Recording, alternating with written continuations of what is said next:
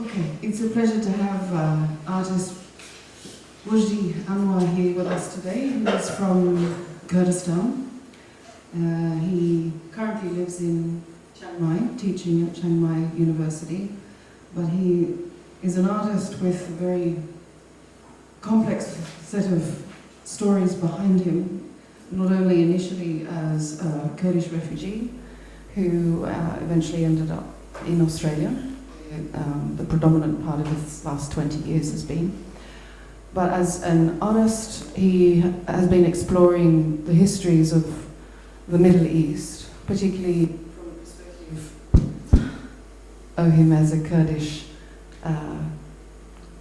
person. And as those who may know, being Kurdish is quite a long and contested identity to have today, and has been for centuries. Cảm ơn mọi người đã đến với buổi nói chuyện hôm nay. Hôm nay chúng ta có nghệ sĩ Rushdi Anwar, một nghệ sĩ người Kurdistan. Hiện tại anh sống và làm việc ở Chiang Mai, tại trường Đại học Mỹ thuật Chiang Mai, Thái Lan. Và cái lịch sử cá nhân của anh cũng rất là phức tạp. Đã là một người tị nạn gốc Kurdish, tị nạn nhập cư vào Úc, nơi anh đã làm việc và sống trong khoảng 20 năm trở lại đây. Tác phẩm của anh thì liên quan rất là nhiều đến vùng Trung Đông, và nhất là cái thân phận của cái dân tộc Kurdish trong ngày nay, và cả nhiều thế kỷ trước là một cái thành phần mà gặp rất là nhiều khó khăn ở cái khu vực ấy. So most Rushdi works across varied media, heavily research oriented, but a lot of his work is sculptural, photographic, film and video. Most recently he was acquired by the Art Gallery of New South Wales in Sydney in Australia with one of the biggest installations he's made to date. And he's working towards two particular shows happening abroad right now, one of them being the Casablanca Biennial. Tác phẩm của Rushdi thì gồm rất là nhiều những cái chất liệu khác nhau và thiên về nghiên cứu rất là sâu. Tác phẩm của anh bao gồm điêu khắc, ảnh, phim, và gần đây thì tác phẩm được what was the foundation that just được cái Arts Gallery of New South Wales ở Sydney sưu tầm cái tác phẩm sắp đặt lớn nhất mà đã làm cho đến hiện tại, và bây giờ trong thời gian sắp tới thì anh sẽ có triển lãm ở quốc tế. Thì một trong những triển lãm đấy là cái Biennale của Casablanca. Okay guys, thanks for introduction, Zoe, and thanks for you guys to be here. Today it will be very informal conversation, so anytime during the conversation would you like to participate or have any comments, so you can just interrupt me, and it's not formal, so just like that. Yeah? It's okay? It has to be like that. So anytime in any slides, we have a lot of slides, but I promise we don't stay on them, just give a background of the project. So basically in September 2016 to February 2017, I went back to Kurdistan of Iraq, and the main idea for that project, as you see it over there, and that project where it was contained of so many projects. And as you see it here, but today we're talking about basically the background of the main projects. And today's project we have it will be one of the projects of those projects, and we talk about that project. We talk about we have found in the ashes what we lost in the fire, and we talk about the historical part and architecture and culture and faith, and also the process of making, and then Q&A, and you can have Q&A while I'm talking as well. You don't have to wait until the end. Cái buổi nói chuyện hôm nay thì nó rất là thân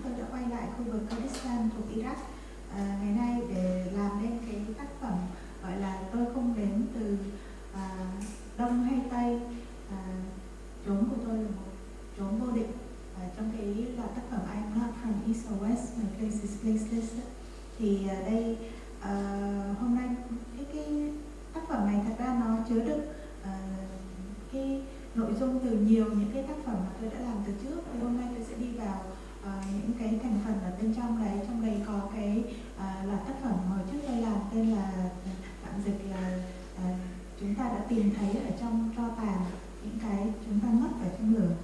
Và tôi sẽ đi vào cái lịch sử của khu vực, rồi là về kiến trúc và văn hóa, về tín ngưỡng và cái quá trình mà làm nên tác phẩm, và cái chất liệu nữa. Sau đấy thì các bạn có thể đặt câu hỏi, hoặc là giữa chừng nếu mà khi đang nghe có câu hỏi thì các bạn cứ việc hỏi. And that's the main project which is I talked about. I'm not from East or West, my place is placeless. Basically that project, research project, I want to go back to Kurdistan, and at that time it was 1.8 million refugees there, and they were distributed among so many refugee camps, and each camps were holding like over 20,000 refugees. And that project is became kind of ongoing project, and I've been working on them since 2016. And today, unfortunately, we cannot talk about all the projects, because as you saw, the 5 project is everyone is for self, quite contains so many research and different contexts to look at the refugee crisis and what was happening right now during that time and until today in this region. As we know, maybe through the news, what's happening there. So, but basically, for me, it was not important to go back to look at the political context. That was not my interest.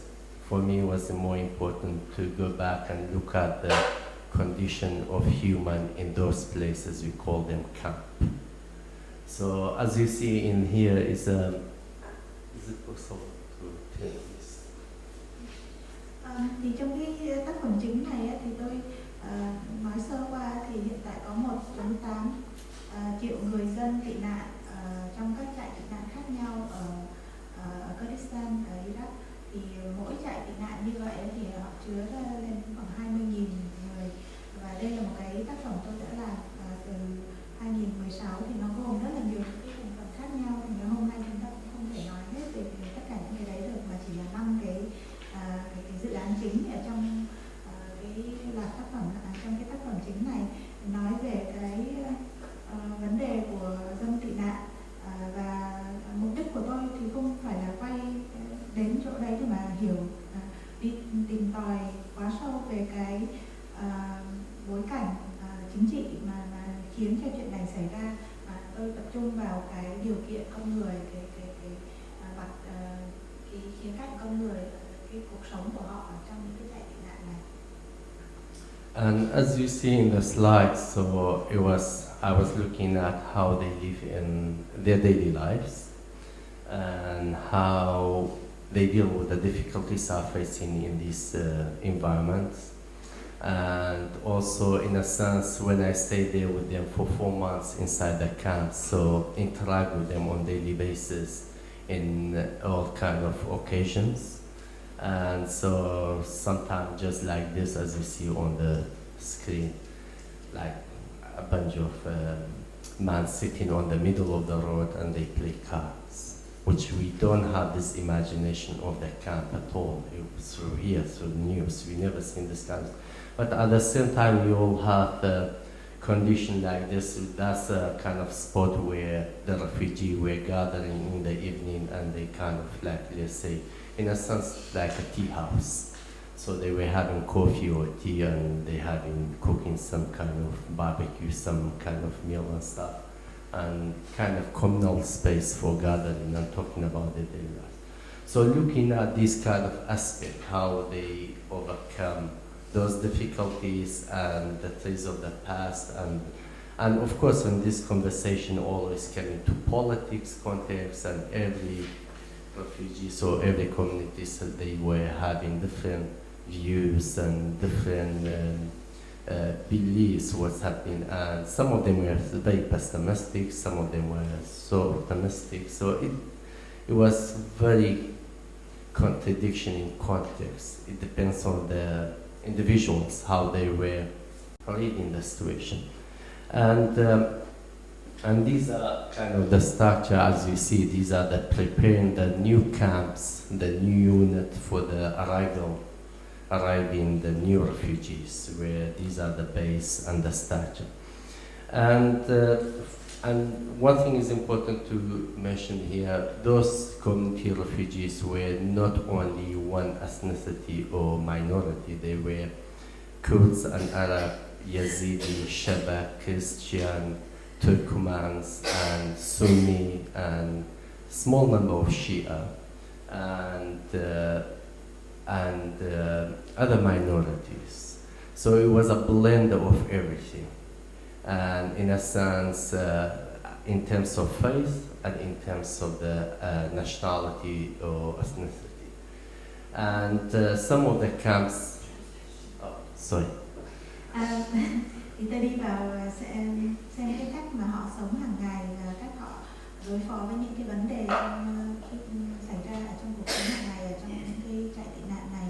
Thì tôi dành 4 tháng để mà sống cùng với họ ở trong trại tị nạn và bắt gặp quan sát rất là nhiều những cái hình ảnh cuộc sống bình thường, ví dụ như là cái cảnh mà họ trải khăn ra ở giữa đường để mà chơi bài chẳng hạn, thì những cái hình ảnh như vậy thì chúng ta không có được thấy ở trong tin tức mà báo chí với các truyền thông họ đưa, hoặc là những cái cảnh như là có cái ảnh mà có những cái ghế sofa ấy, thì nó giống như là một cái tea house, có nghĩa là một cái quán cà phê, quán trà mà thường người ta dùng trong đời sống bình thường để mà thành một cái khu vực chung để họ trao đổi, họ nói chuyện. Và tất nhiên là trong những cái trao đổi đấy thì cái vấn đề chính trị nó được nêu lên, và sẽ có rất là nhiều những cái cách nhìn và những cái niềm tin khác nhau nữa. Có những người thì họ rất là lạc quan, còn có những người thì họ rất là bi quan. Nói chung là đầy đủ các thành phần khác nhau, và chúng ta cũng nên hiểu rằng là tất cả những cái người tị nạn này họ không phải thuộc cùng một chủng tộc khác, cùng một chủng tộc, mà họ gồm rất là nhiều những thành phần khác nhau. Ví dụ như là có người Kurdish, có người Shia, có Turkmen, có Sunni, nói chung là đầy đủ những cái thành phần thiểu số mà họ bị buộc phải chuyển vào những cái trại tị nạn này. Yeah, and a part of the things as well, after doing my work and beside that, stay in the camp, I went to travel and visited and stayed in time to time in some of the towns or locations where caught in fire between ISIS and the Iraqi forces and the Kurdish forces. So where most of the refugees coming from those places, that's their hometown or cities or villages. So I did some site visits, and sometimes if they allow me, because it was all under control of army, if they allow me, I stay a night or two in these places as well with the army. So just to document. Tôi cũng đến nhiều những cái khu vực mà bị phá hủy khi mà có những cái giằng co và những cái xung đột giữa nhóm ISIS và cái quân đội của Iraq, và tùy cái việc mà họ có cho phép tôi hay không, tại vì những cái vùng này thì nó nằm dưới cái quyền của quân đội Iraq, và nếu họ cho phép thì tôi ngủ lại ở đấy 1-2 đêm. And then from there we came to our project with this one. And as you see, we all discussed about this. And with this project, I was looking at the issues of the initial idea of this one. When I did my research, I went to a town, it's called Bashiqa, and in North, and we unpack more in a few slides. But I have a conversation with an art space in Sydney, it's called 4A, Contemporary Asian Art Space. So when I told them about my experience going to that place and visiting the main church in Bashiqa, and I documented, they were so interested. So they commissioned me to do this for this project if I go ahead and do some project. This particular project, and we had an exhibition in this space. So, yeah. Tôi có đến một cái thành phố gọi là thành phố Bashiqa ở trong cái dự án mà tạm dịch là chúng ta tìm thấy ở trong tro tàn những thứ mà chúng ta mất ở trong lửa.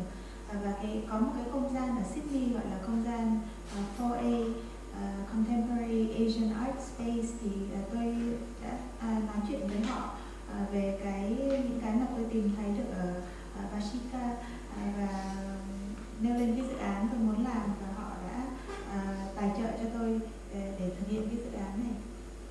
So Bashiqa is a just I'll show you the map. You see, is that town, and that time when I went there, it was they just pushed ISIS like a few weeks before I go to Bashiqa. They pushed ISIS back towards Mosul, and that was the fight for the Mosul. So the Kurdish forces control Bashiqa, take over from ISIS, and then this area, all Mosul and Tal Afar and all the way towards of Turkey border and Syria, they were all under control of ISIS. Thì chỉ một vài tuần trước khi tôi đến Bashiqa thì ISIS đã là chỉ một vài tuần trước đấy thôi, thì cái quân đội Kurdish họ đi đẩy lùi được cái thế lực ISIS ra khỏi thành phố đi về phía Mosul, và chúng ta biết đến cái chiến tranh ở thành phố Mosul này đấy, giằng co ở đấy, và lúc đấy thì ISIS họ chiếm đóng nguyên cái khu vực ở Tal Afar này cho đến biên giới với cả giáp Syria và giáp ở Thổ Nhĩ Kỳ. So just we go back to here. Bashiqa as a nature is, until today, is a dispute area between the Kurdish Regional Government and Iraqi government. That's as a kind of political state right now. It's been there for ages. But the nature of Bashiqa is a town where most of the population are Christian, Yazidi, and a minority Arab Sunni, Muslim, and Turkmens. Thì hiện tại cái vấn đề chính trị ở khu vực này, Bashiqa này thì nó là cái lãnh thổ tranh chấp giữa chính quyền Kurdish và chính quyền tổng của Iraq. Và ở đây thì người dân có một cái lượng lớn người dân theo đạo Cơ đốc giáo và người theo Yazidi với cả yes, and the other Shabbat với cả Turkmen, đây là những người những cái thành phần chính ở khu vực này. And then the things around Mosul, there's around Mosul, and there's many other, we don't have the name of the other cities or other towns or villages. It's about more than 500,000 population of Christianity around Mosul area. Bashiqa, Al-Hamdaniya, all this area, Tal Afar, they've been there for ages since the Christianity exists. Thì có đến một nửa triệu người dân ở cái khu vực xung quanh Mosul, là những cái thành phố mà không có trong bản đồ, thì họ là theo đạo Cơ đốc giáo, và thật ra là cái thành phần này thì họ đã có ở khu vực từ rất là lâu đời rồi. So these are some images on my way to Bashiqa, and the idea to go to Bashiqa, my whole point was to go to visit this church. I saw it on the news where they elaborated and they were showing some of the TV channel inside the church. Thì những cái hình ảnh trước là những cái cảnh mà tôi chứng kiến trên đường đến Bashiqa, và mục đích của tôi là đến để thăm cái nhà thờ này, và khi mà tôi thấy nó ở trên tin tức. Yeah, so what's happened in that church where this Bashiqa were under control of ISIS for more than 2 years, and when they take control of the Bashiqa, so they push out all the Christian population and the Yazidi, and they don't even push out even if the people that couldn't escape. So as we know, they end up in a bad, dark situations. Sometimes beheading, all this kind of things, as we know, we heard from news and here and there. So, and that church was, the point is, in this project, it was not for me about the sympathy for religion or for a particular faith. For me, it was about when I was in the camp and the whole experience being in the Middle East, and until today, when you look at it, it became, in a sense, especially in the Middle East, always it became a conflict of religions and faiths, especially some organizations like ISIS or Al-Qaeda. They are political Islam, so their aim is all the emphasis is about religion and faith rather than, and it's become ideology rather than kind of a conflict between two countries for some other issues. Và cái thành phố Bashiqa này thì nó nằm dưới cái quyền của ISIS trong vòng 2 năm, và khi mà ISIS đến thành phố này thì bọn họ đã đuổi hết những cái người theo đạo Cơ đốc giáo và những người Yazidi đi, và bởi vậy thành ra là cái tín ngưỡng tôn giáo ở khu vực đó là một cái mấu chốt để mà gây ra rất là nhiều những cái xung đột, thay vì và nhất là ISIS là một cái tổ chức mà tôn giáo mang tính chính trị, và cái tôn giáo này nó được biến thành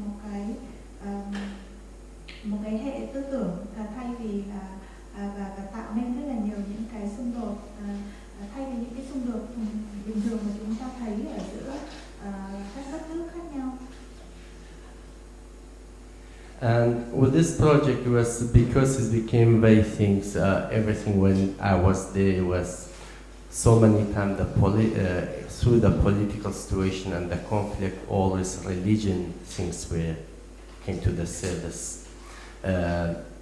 Religion Dubai about even not just about the East and West, but also among the community themselves. For example, Yazidi and the Sunni, or inside the Sunni there's different faction, or inside Shia there were different faction. Always became kind of a debate and talks about, sometimes it can be a bit warm up in a nasty way, and sometimes can be, some of them they say we are all same, you have to, as you know.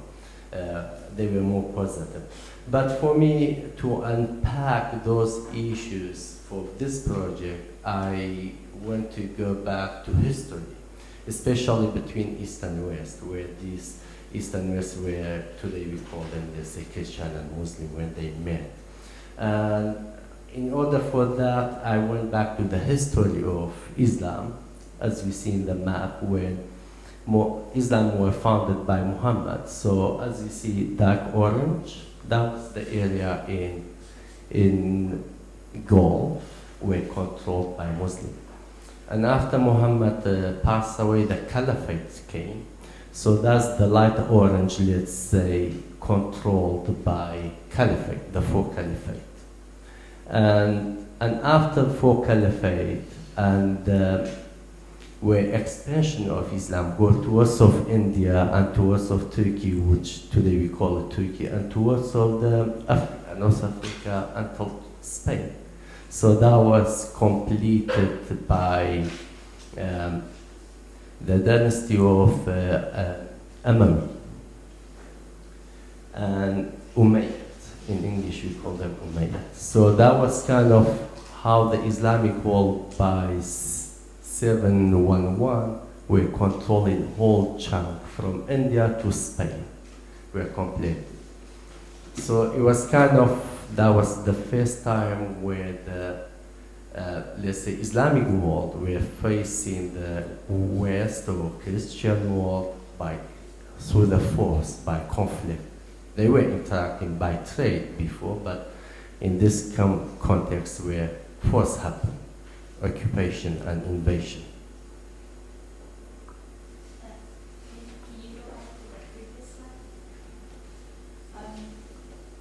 Thì ở cái khu vực này á, cái xung đột không chỉ là giữa Đông và Tây mà nó là ngay ở trong cái cộng đồng, tại vì có rất là nhiều những chủng tộc khác nhau, ví dụ như là người Yazidi, người theo đạo Cơ đốc giáo, bản thân trong những người Shia thì lại có nhiều những cái thành phần chia nhánh ra nữa, và những cái trao đổi của họ thì có những lúc nó sẽ nóng lên, tạo thành những cái xung đột, những cái bất đồng, và có những nhưng mà cũng có những thành phần thì họ nói rằng là mọi người đều giống nhau hết và họ muốn sống ôn hòa, và để mà có thể đi vào tìm hiểu về những cái vấn đề khá là phức tạp và nhiều lớp này ở trong khu vực, thì tôi phải quay ngược lại về lịch sử và cho đến cái thời điểm mà khi mà Hồi giáo và Cơ đốc giáo nó gặp nhau. Vậy trong cái lịch sử của đạo Hồi giáo thì ta thấy rằng là cái phân tán Hồi giáo được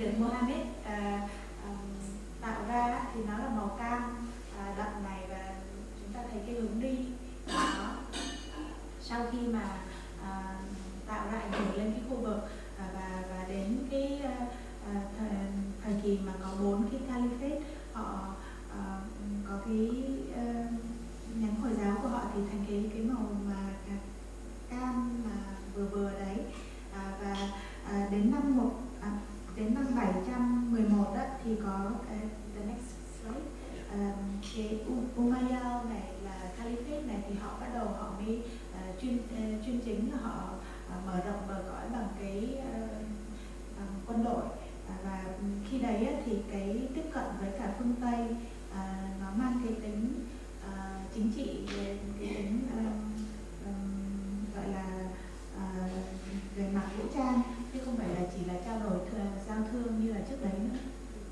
And in today maps, you can see how many states or countries were under control. That's the map of today. We have it, and the expansion how it started. So my point is about all these ethnicity or states or community or nationalities or culture. They were all contributing to Islamic Empire, Umayyad Islamic Empire. Thì đây là cái phân tán của Hồi giáo mà bao gồm rất là nhiều những cái chủng tộc khác nhau ở trong khu vực mà theo bản đồ của thời nay ấy, thì chúng ta thấy rằng là có rất là nhiều những thành phần khác nhau mà nằm dưới cái đế chế Hồi giáo. And that is reflected in the upcoming slide. We talk more about this. For example, if you look at some part of Iran, so the Persian culture were contributing a lot to Islamic culture, and because they were under control of Islamic Empire, or some part of Turkey, where is now, and that time it was close to the Byzantine Empire. They were contributing a lot to Islamic empire in terms of culture and architecture and other form of culture. And of course, the north of Africa, the same thing. And until came back to Morocco, they were before Islam is going there, as we know, they were this area. They were the original people. They were Berber, so they were having different cultures and things and set up and customs. So they were contributing. All they convert to Islam, but they were contributing their culture to Islamic Empire. Thì đấy, vì nó gồm rất là nhiều những cái chủng tộc và những cái đất nước khác nhau, thành ra là nó mang gồm những cái văn hóa khác nhau. Từ bên phía đông thì chúng ta có cái văn hóa của Ba Tư, và đi xa ra nữa thì văn hóa của Byzantine, là họ những cái thành phần đấy khi mà họ chuyển qua theo đạo Hồi giáo, họ mang theo cái văn hóa của họ du nhập vào trong cái đạo Hồi giáo. Rồi khi mà đạo lan xuống đến châu Phi thì cũng vậy, cũng có cái đấy, và khi mà tiếp cận đến châu Âu thì những người mà theo cái văn hóa bao quát trước đây ấy, thì khi mà chuyển theo cái tín ngưỡng Hồi giáo, họ cũng đem những cái tập tục riêng của họ để mà họ cho nó vào cái tổng thể, cái văn hóa Hồi giáo tổng thể mà chúng ta biết ngày nay. And but the point here we go to mostly, today we call it Spain, and that time the Arab were conquest Spain, the Muslim empire, they call it Al-Andalus. And so that's how we see the expansion. In 3 years, the, let's say, Islamic empire control almost all Spain. And in 3 years' time, so then they call it Al-Andalus. And the people went there, it was not Arabs actually, it was the leader who led the invasion, his name Tariq bin Ziyad. And he was Berber himself, and he was a leader of the Muslim army, and he took with him 12,000 Berbers, and they were not Arab as a nationality, they were just convert to Islam. So the 12,000 Berbers with the leading of Tariq bin Ziyad, they crossed that little point towards Spain. You might want to describe Berber.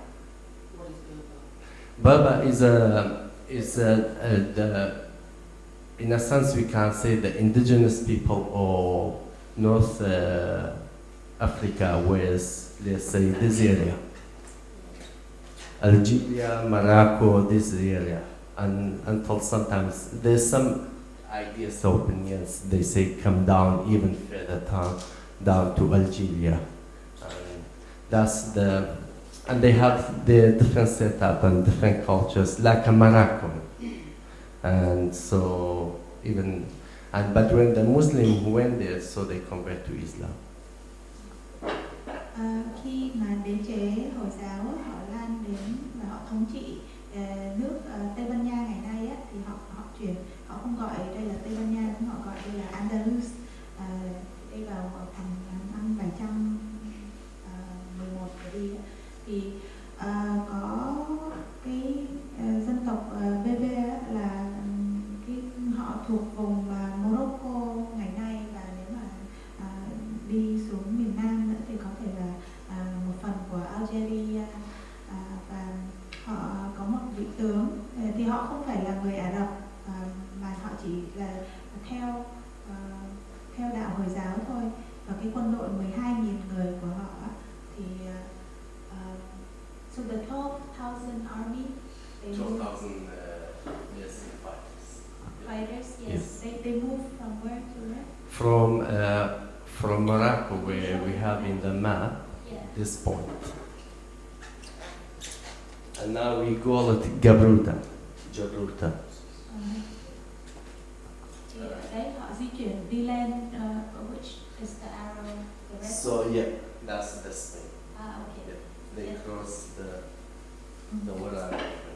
Thì 12.000 cái quân đội của người Berber này, họ đi lên theo cái mũi tên màu đỏ từ cái vùng chốt nam của nước Tây Ban Nha ngày nay, và họ lan lên phía bắc. So these are some kind of historical images about where they encountered both forces from Christian kingdom and towards the Muslim invasion. And there's some sources they mention initial idea where the Tariq were crossing the border to go to there. It was not the aim to invade Spain, it was the aim to loot, because they realized that there's a lot of wealth and resources are there, and the kingdom of Spain that time it was so weak, so they cannot defend it. So when they went there, so they realized that they can't stay, and they stayed, and in 3 years they control all Spain almost. Cái chuyển động này ấy, thì nó là cái cuộc chạm trán đầu tiên mà trên vùng ngựa giữa quân đội mà thuộc theo đạo Cơ đốc và theo đạo Hồi giáo. Thì cái quân đội Berber này ban đầu họ không có ý định là xâm chiếm Tây Ban Nha đâu, mà họ chỉ có ý định qua để mà cướp bóc thôi. Nhưng mà Tây Ban Nha thời đấy yếu quá, thành ra là họ qua và họ thấy rằng họ có thể ở được lại, thế là họ ở lại. But through the history, as we know, so they were there from 711 to 1494, something like this. So what's happened, by the time they wish, kind of they lose control, as you see in the chat here. At the end, before totally they being pushed out, they just left out in this area of Spain, in the south of Spain. And the reason why they defeated, because so the internal conflict inside the Muslim let's say empire started. So all Spain is, instead of one kingdom, it became smaller rulers. Each town or areas or cities became each rulers taking care of part of Spain. And it was easy for the Christian army from north to take it one by one, take it back, to fight them back. Họ ở Tây Ban Nha được từ khoảng năm 711 cho đến khoảng 1400 thì và dần dần ta đến thấy là gần cuối thế kỷ thế kỷ thứ 12 quên, thế kỷ 14 chứ, thì họ dần mất đi cái quyền lực của họ. Và tại vì là lúc đấy cũng có những cái xung đột ở bên trong cái đế chế Hồi giáo, bởi vậy thành ra họ không có nắm giữ được cái quyền lực đó. Thì ở Tây Ban Nha thay vì là chính quyền là tập trung thì nó chia nhỏ ra thành từng vùng một. Mỗi vùng như vậy sẽ có một cái người lãnh đạo hay là một cái chính quyền riêng của nó, mà bởi vì vậy thành ra là nó rất là yếu. Và cái quân đội mà theo Cơ đốc giáo từ phía Bắc thì họ có thể dễ dàng mà họ chiến thắng từng cái vùng bé nhỏ này. And that image is showing that the surrender of Muslim, the last Muslim rulers, let's say, to Spanish kingdom, the Christian, and then that's it, and they left Spain. So it was kind of this, when we were through, that's the historical fact what's happening under the rules, and how the Muslim and Christian for first time kind of encounter each other in a sense of invasion and going there. But then after the Muslim left, most of the Muslims and Jewish and the other differences and the other minority, they forced to convert to Christianity, so they've been baptized, and that's what's happened. These are the Muslim in this painting, as you see. These are the Muslim people are being baptized to become Christian again, to convert to Christian. Cái bức tranh trước ấy thì nó vẽ lại cái cảnh mà hai cái quân đội thuộc hai cái tín ngưỡng này nó chạm trán nhau. Và cái bức tranh này thì khi mà sau khi quân đội Hồi giáo họ rút khỏi Tây Ban Nha thì những cái người mà thuộc thiểu số họ còn sót lại, mà trước đấy là họ theo đạo Hồi giáo hay là theo Do Thái ấy, thì họ buộc phải truyền đạo, họ buộc phải được họ buộc phải theo Cơ đốc giáo. These was kind of historical fact, just to go back how things happened. But what I was interested, I was not interested about the conflict and fighting and struggle between both sides. What I was more interested about, when in Spain, that time they called Al-Andalus, these are the community we're living in. It was Muslim, Jewish, Christian, and the other minority. And of course, as we see in the chat, they describe some of them as a slaves, some of them conquerors, some of them, all this. But of course, we're talking about 800 years period. It was not always glory and fantastic. It was time to time there's a conflict and things happening between them. But in general, so for example, if you see in this painting, a Christian and Muslim man are playing, I don't know, it's match or something. So in this one, two Muslim women, which is in here. At that time, I have to mention they were calling Muslim Moses. So it's kind of, the Moses is referring to Mauritius, the Moroccan Muslim or Berber. They convert to Islam because most of them, they were in Andalus. So these two women are playing chess and this Christian woman are playing music for them. So, or in this graphic, even they were drinking. So in Islam, drinking is prohibited. So they have a child, they talk over things and they play music and they drink. So it was the community and the society, that was interesting things for me when I did the research.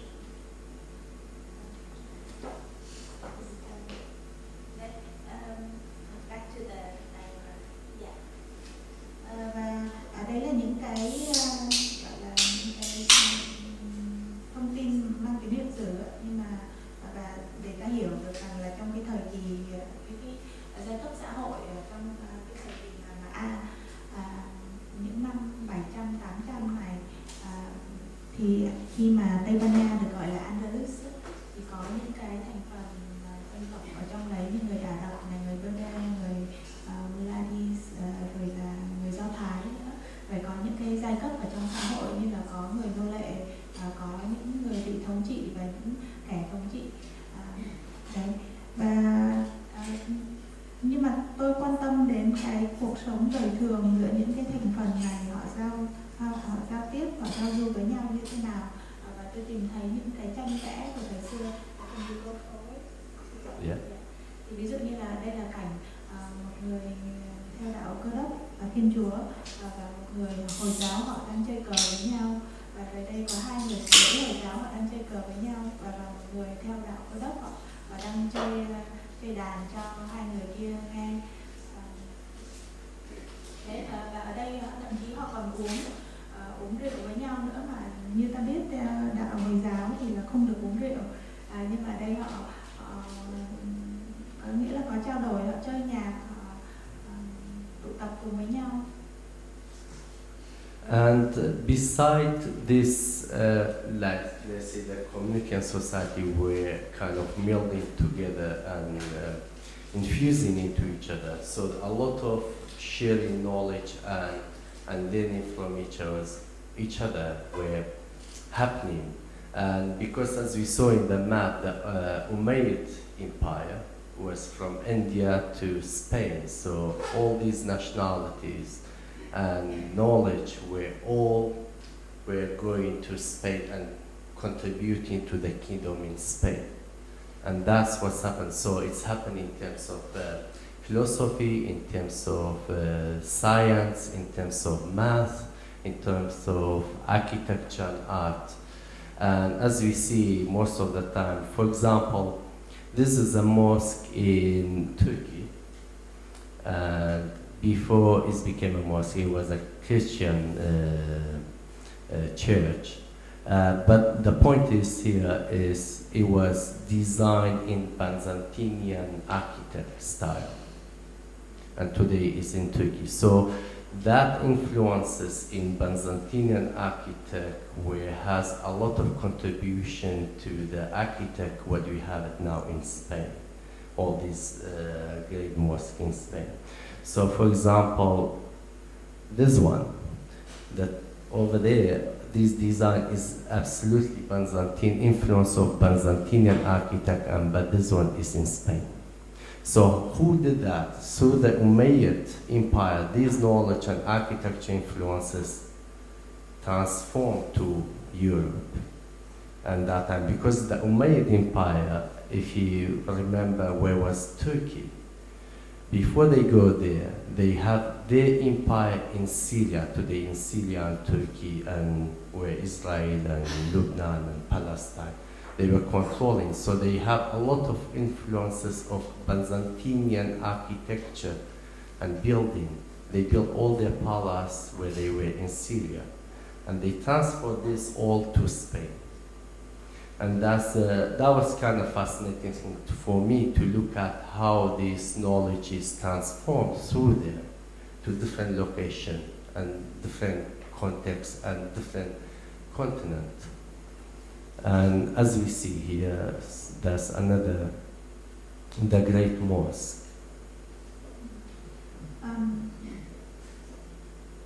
Thì cái xã hội thời đấy thì người dân họ rất là hòa nhập, họ có rất là nhiều những cái chia sẻ, những cái học hỏi từ nhau á. Và ta thấy rằng đế chế Hồi giáo á, thì nó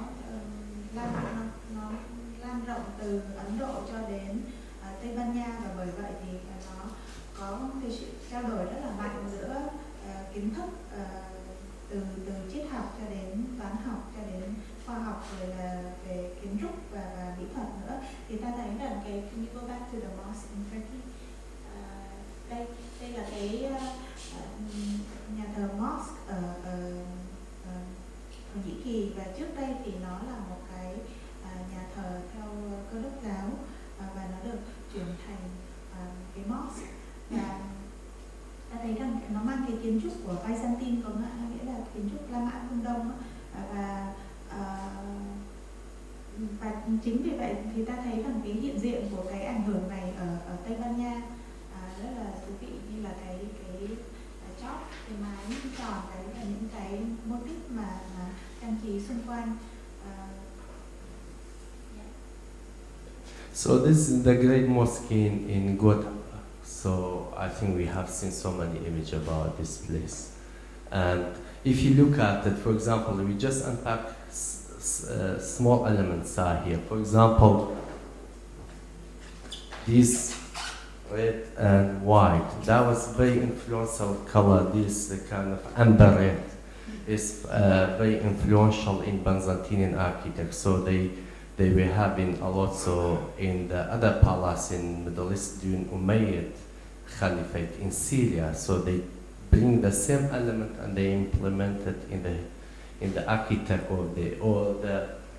or these arches, you know, these tiles as well, and the color and the other elements of it, the geometric pattern. So thì cái kiến trúc Byzantine đó, nó có ảnh hưởng rất là lớn ở Thổ Nhĩ Kỳ và cả vùng Trung Đông, như là khu vực Israel ngày nay và cả Syria nữa.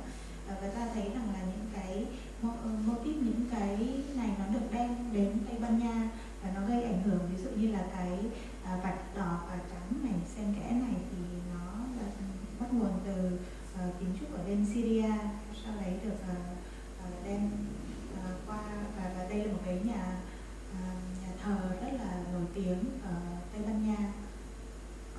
But what is interesting, it was not just a pure Byzantine influences, it was kind of, they take these elements and they implement and they blend all this from the Persian architecture influences, from Byzantine, from the Jewish in the whole region were also Jewish, and the Muslims themselves in the Gulf. So all these contributed and they came with a new kind of format of architecture and the things that was all happening in Andalus. Thì nó vay mượn rất là nhiều từ cái văn hóa Ba Tư này, rồi Byzantine, rồi Do Thái, rồi cả cái vùng Trung Đông mà thuộc khu vực Gulf. As you see here, so that's the inside the Great Mosque in Godaba. And that's the outside. Of course, we ignore the top part of it because when the Christian take back the Spain, so they demolish the center of the here, and they build up this big kind of church in it on top of the mosque. But before that, even the roof, you look at it, is very much kind of, we don't have this in Islamic architecture, this kind of style of the roof. It was kind of, they bring it from, let's say, European architecture things, the influences from other architects. So they put everything together. So everything was melting as the society were melting together. Cái nhà thờ mà ở Tây Ban Nha này thì trước kia nó là cái mosque, và sau khi cái thế lực mà Cơ đốc họ chiếm lại được cái khu vực đó, thì họ mới thay đổi một phần của cái mosque này để biến nó thành một cái nhà thờ Cơ đốc. Thì họ ví dụ như là họ đổi cái cái vòm của cái mosque này nó biến thành cái chóp của một cái nhà thờ chẳng hạn, nhưng mà cái kiến trúc của mái mà xung quanh á, thì nó vẫn là giữ nguyên, nhưng mà cái mái mà lên xuống này á, thì lại không tìm thấy được ở vùng Trung Đông. Vì thật ra là khi mà cái đền thờ mosque này được xây á, thì nó là mang cái kiến trúc tổng hợp và pha trộn của nhiều văn hóa khác nhau, chứ nó không phải là của nguyên bản như ở Trung Đông nữa.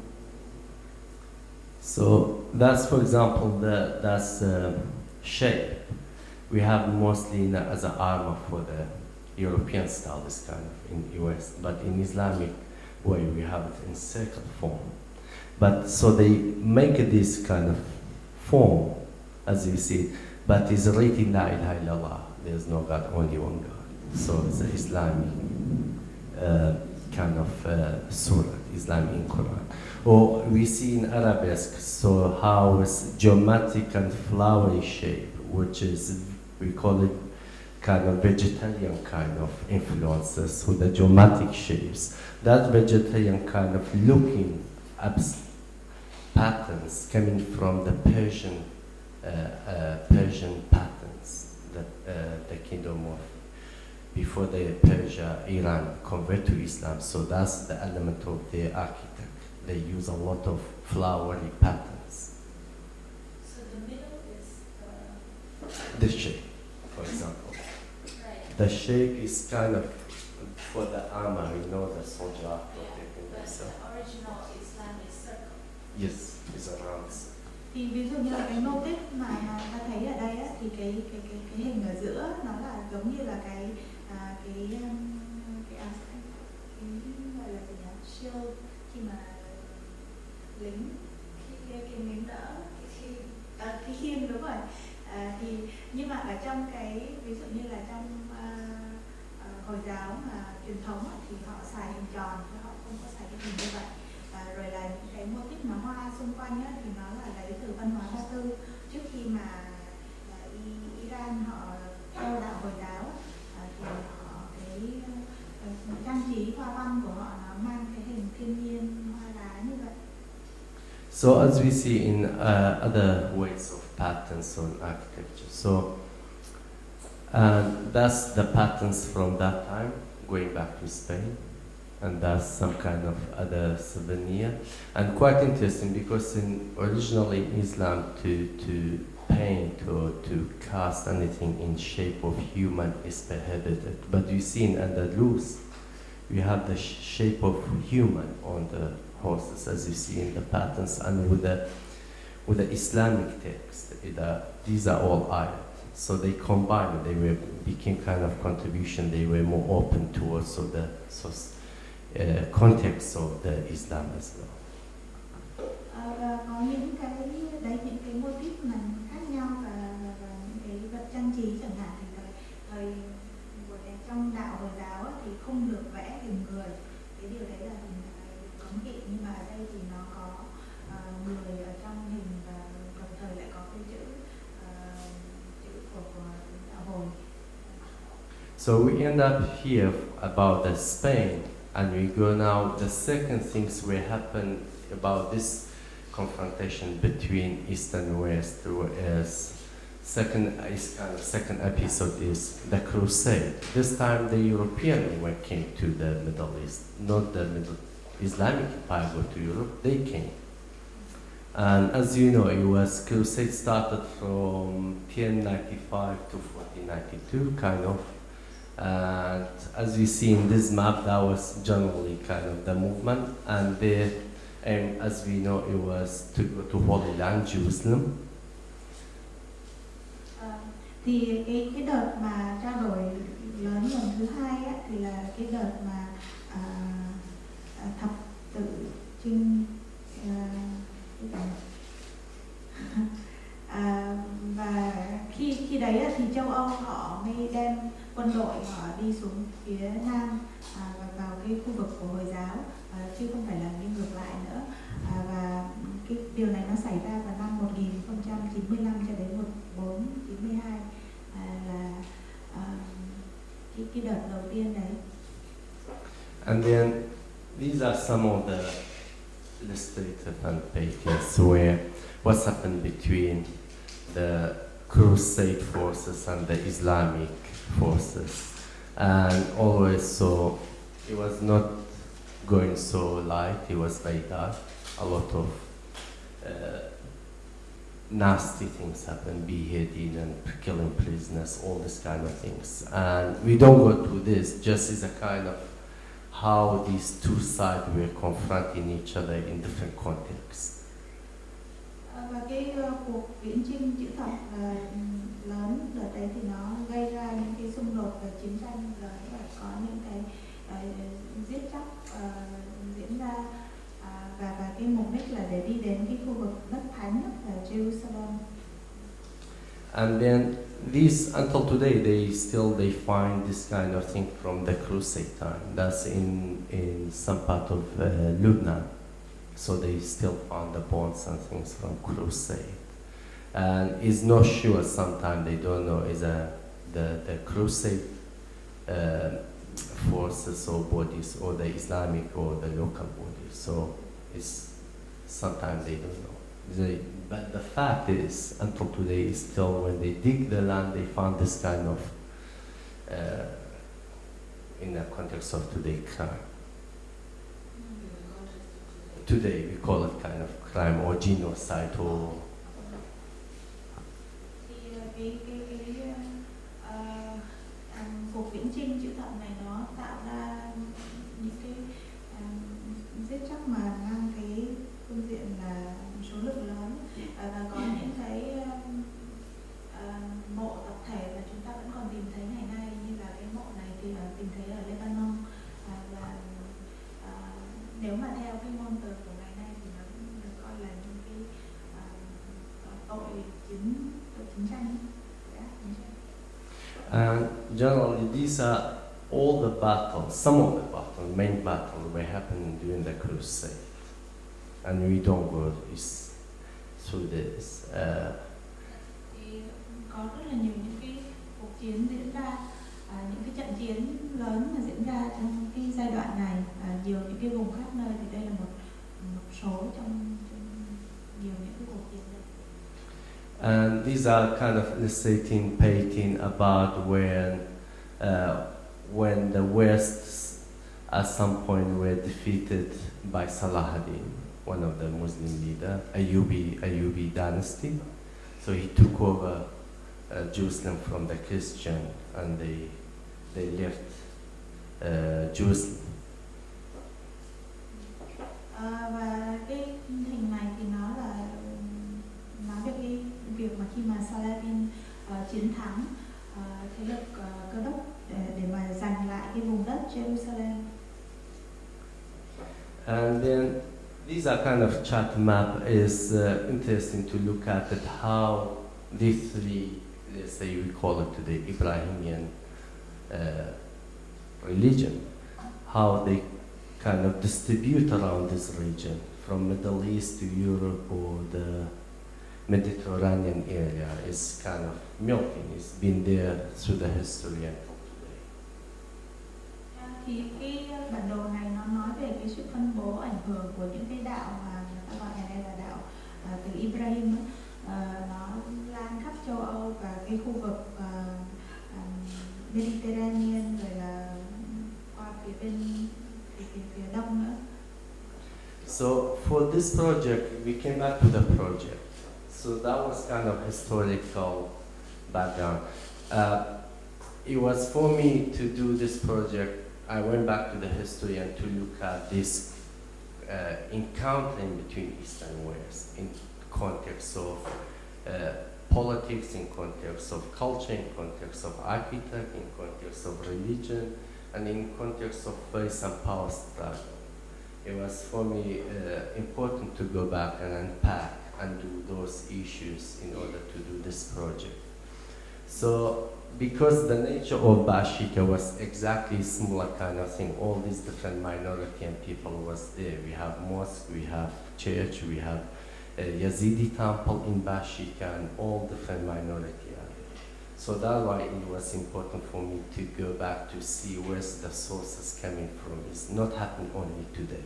It has something tell us from the past. That's why happening today. Và đấy là sơ lược về cái lịch sử của khu vực và cái va chạm giữa Đông và Tây về mặt chính trị, về kiến trúc, về tôn giáo. Thì tôi cần phải tìm hiểu về tất cả những cái đấy để mà có thể làm được cái dự án hiện tại này.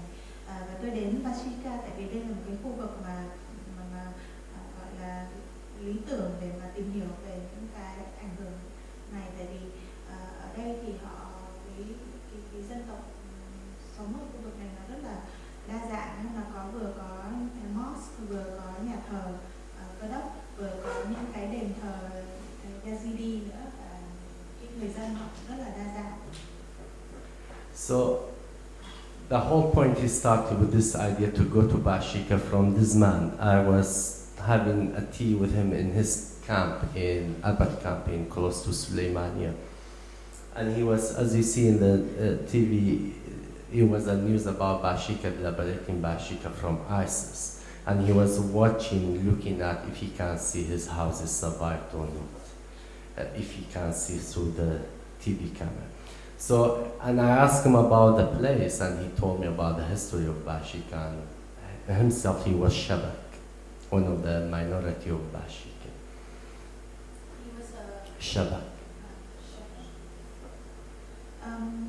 Và cái dự án này thì nó bắt đầu khi tôi có uống trà với cả một cái nhân vật ở trong hình này, thì cái camp ở Aba, thì lúc đấy thì trên TV nó đang chiếu cái tin về việc ISIS rút khỏi Bashiqa, và ông thì đang chăm chú xem để xem là cái nhà của mình nó có còn hay không đó. Và trong lúc xem như vậy thì ông kể về cái lịch sử của thành phố, và bản thân ông thì ông là một thành phần thiểu số ở trong thành phố.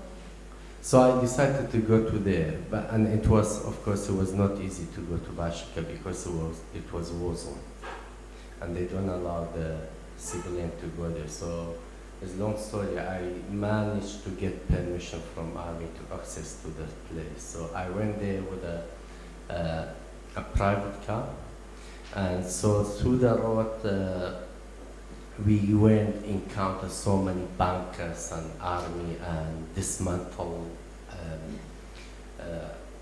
tanks and war equipments.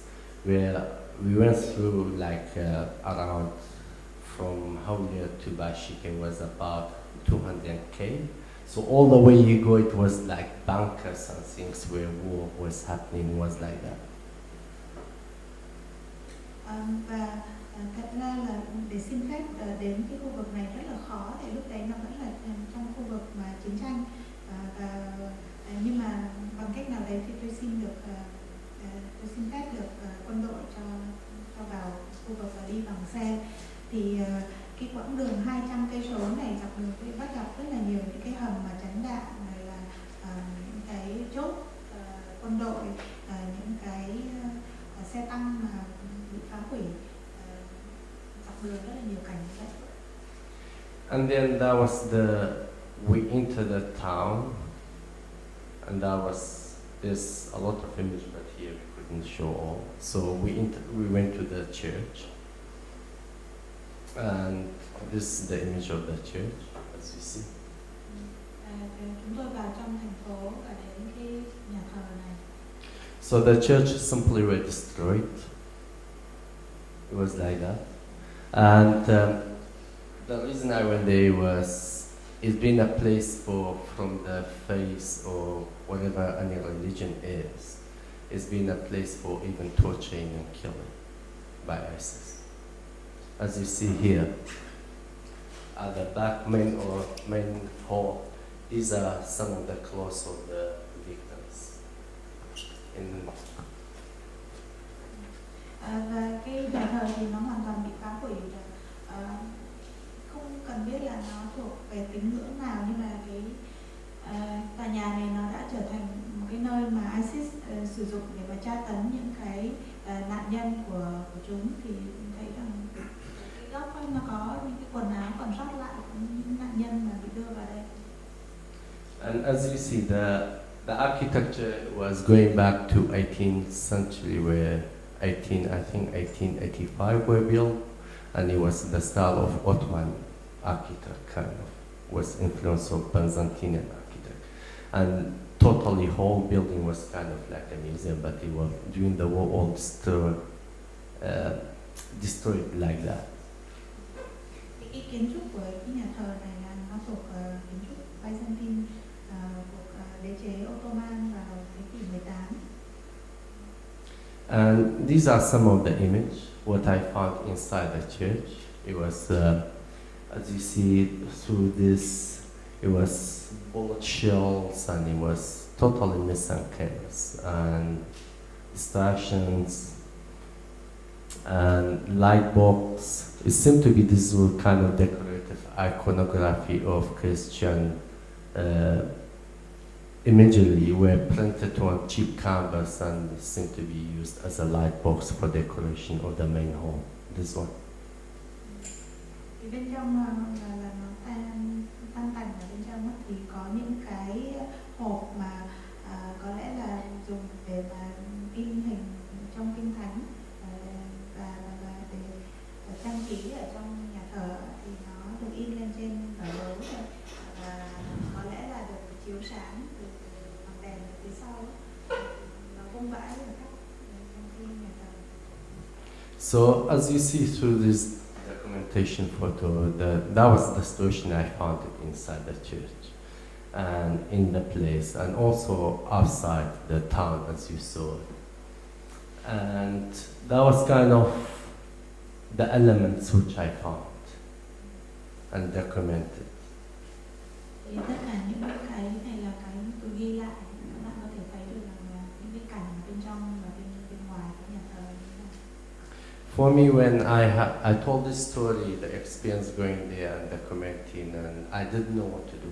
Be honest with you, with the material I got 50 gigabytes data of filming and photographs with this location. So I didn't know what to do. I just had it.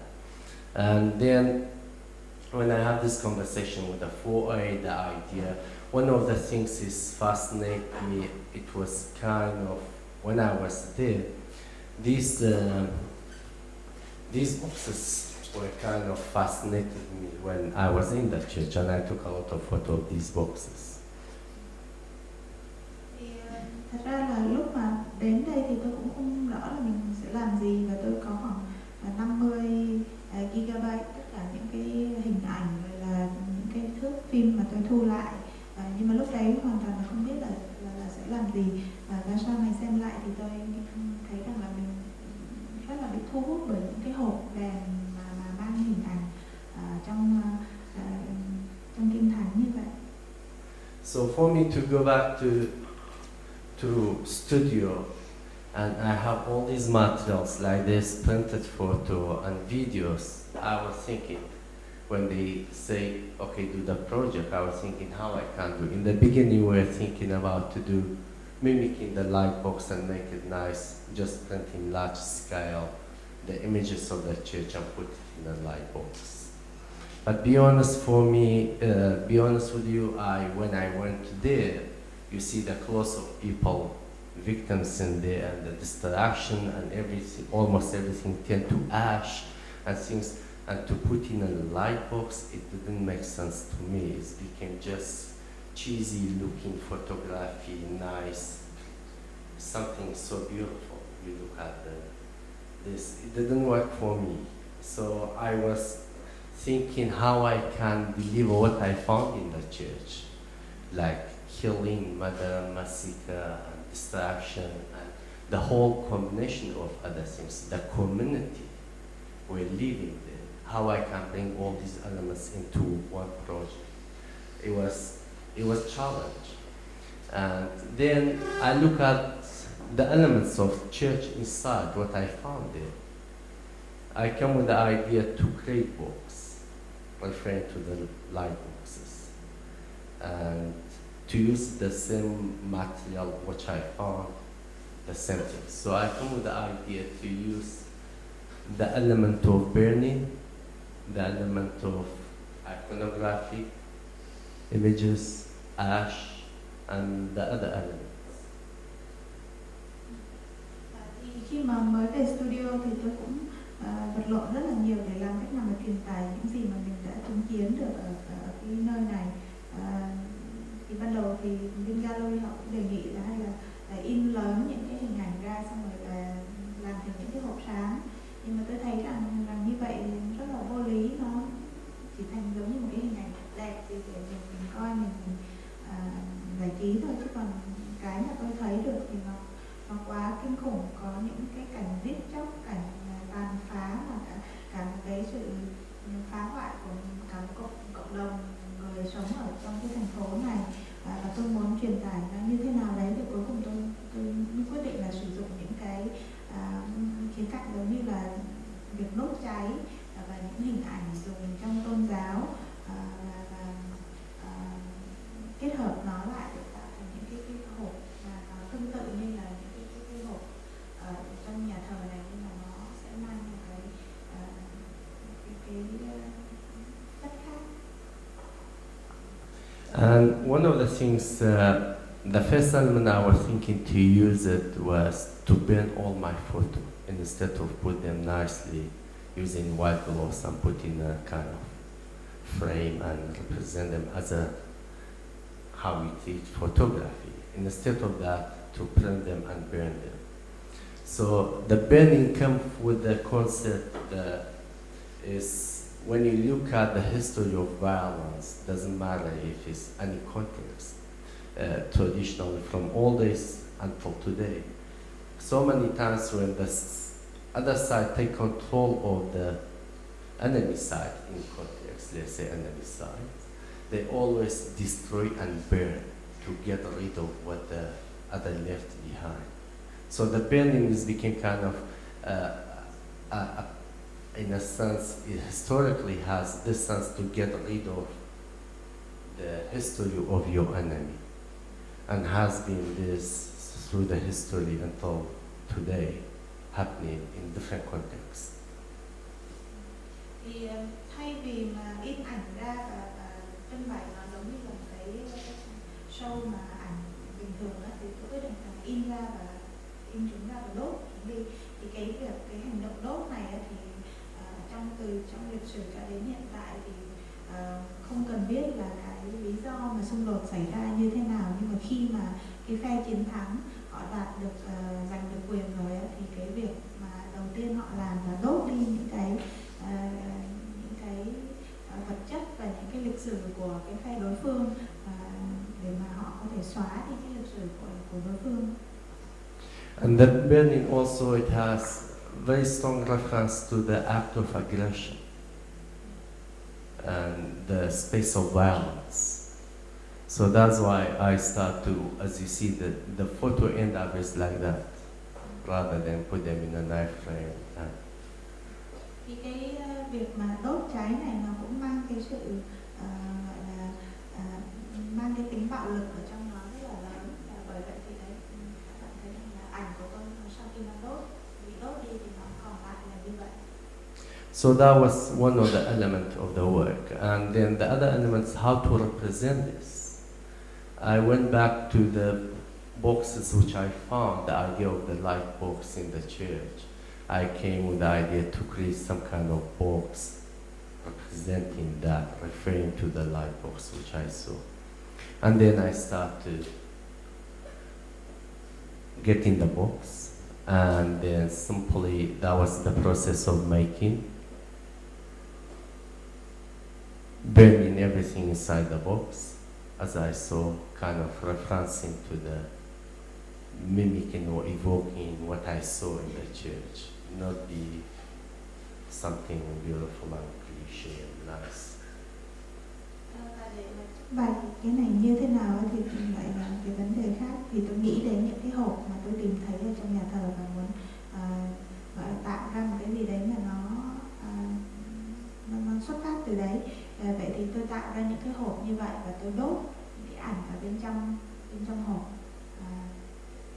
And then I placed them in the box. But I got another challenge. What shall I do with the windows? I didn't know what shall I do. So I went back to the history of Al-Andalus so I look at the patterns of where the Andalus there. So the idea was that's kind of what I found in the church is present time, and to go back is happening because of, let's say, in the context of conflict between East and West or any other context we read it, and bring some patterns of the history and combine it because it feels like the same things in the circulation. Tôi bắt đầu mới thu thập những cái mô típ mà tôi tìm được ở trong Hồi giáo, những cái mosque, và tôi mới kết hợp cái đấy vào trong cái hộp để mà cho thấy rằng cái xung đột mà giữa Đông và Tây, xung đột giữa tôn giáo này thì nó là một cái gì đấy mà nó cứ lặp đi lặp lại. And then I went back to this kind of pattern, how everything were melting. One thing was important for me to look at it through the culture, and as we talk about philosophy, culture and science, all this, all different ethnicity, nationalities, Muslim, Jewish, Christian, and others, they were all contributing, they were all making some kind of harmony. But when you look at even the history, but when it's coming to kind of power and religion and domination, they all, that power destroy and distract that beauty, which we have it here, all kind of learning through the art and culture. But when it's coming to power, this division is so deep. It's so contradiction.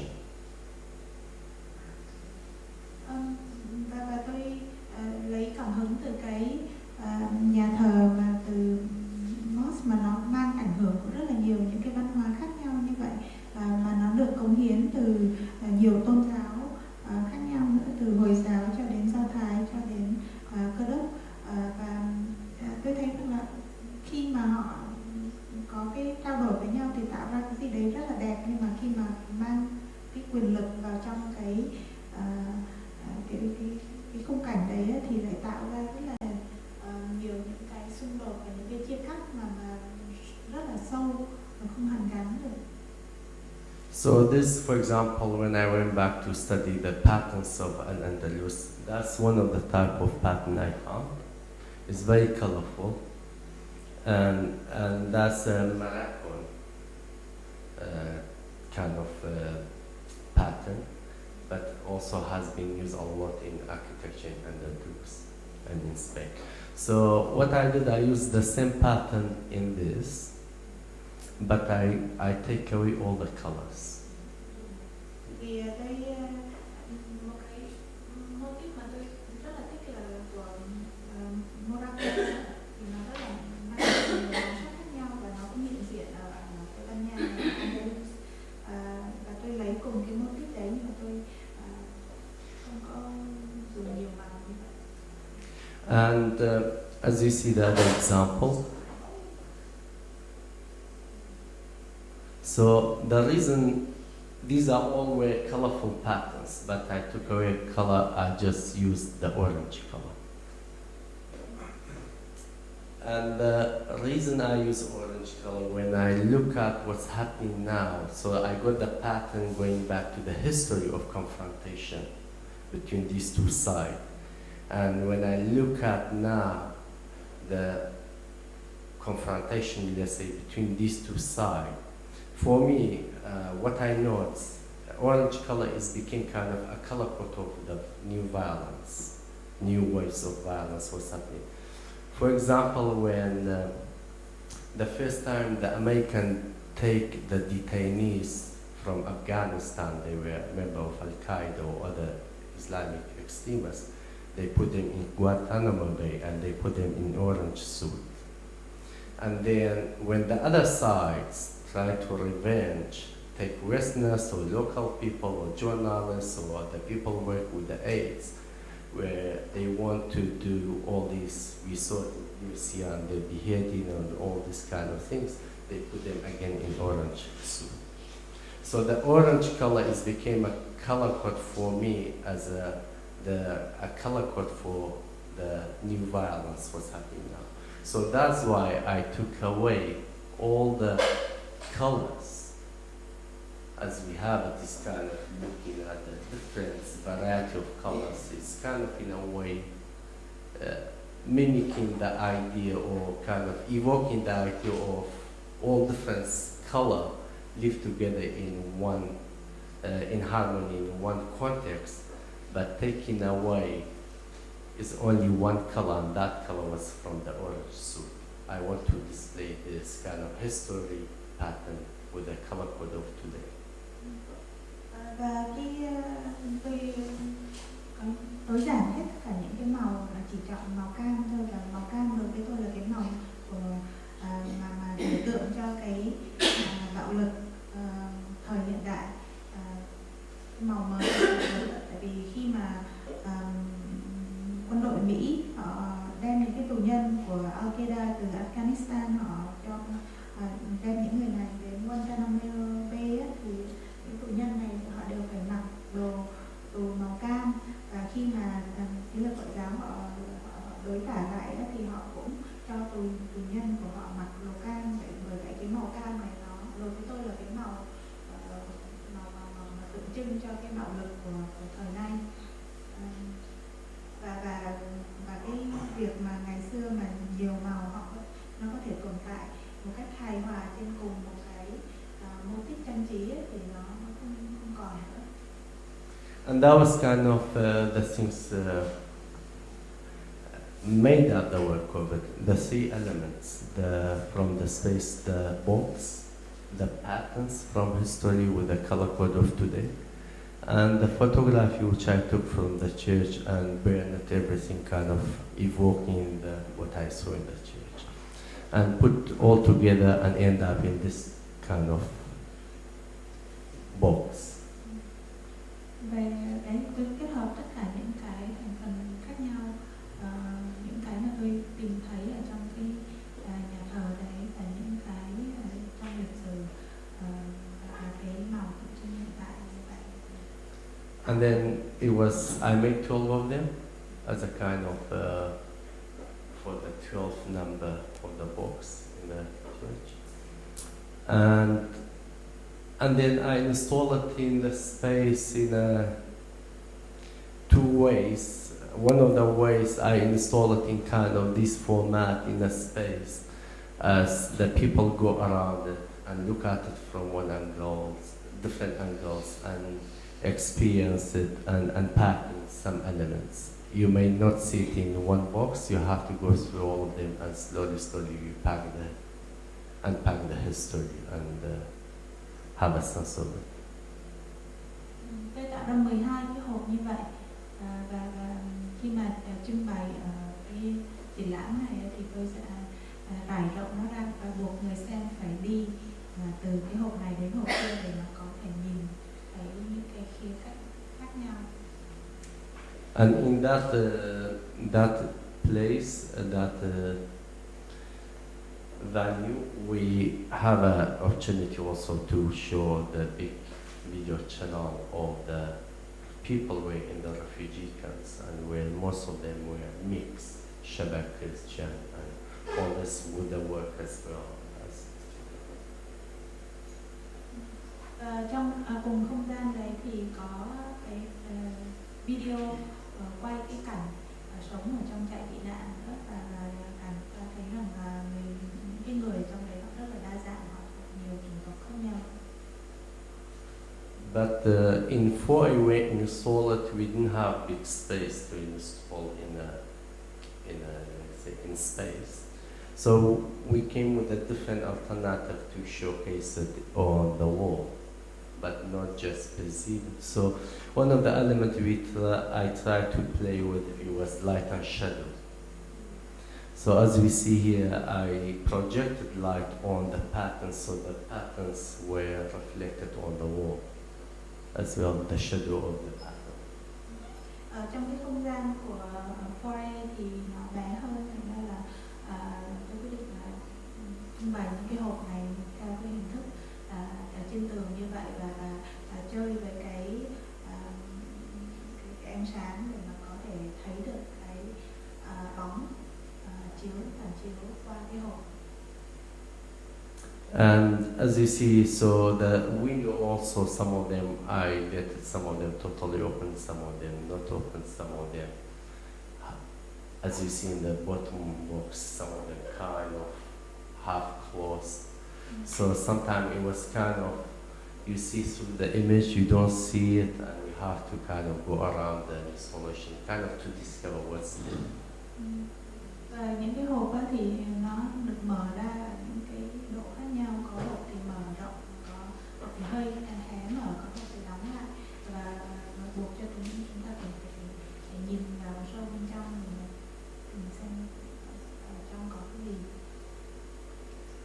And this kind of the details in one of them, as you see, it feels like all ashes and burning and all other different materials.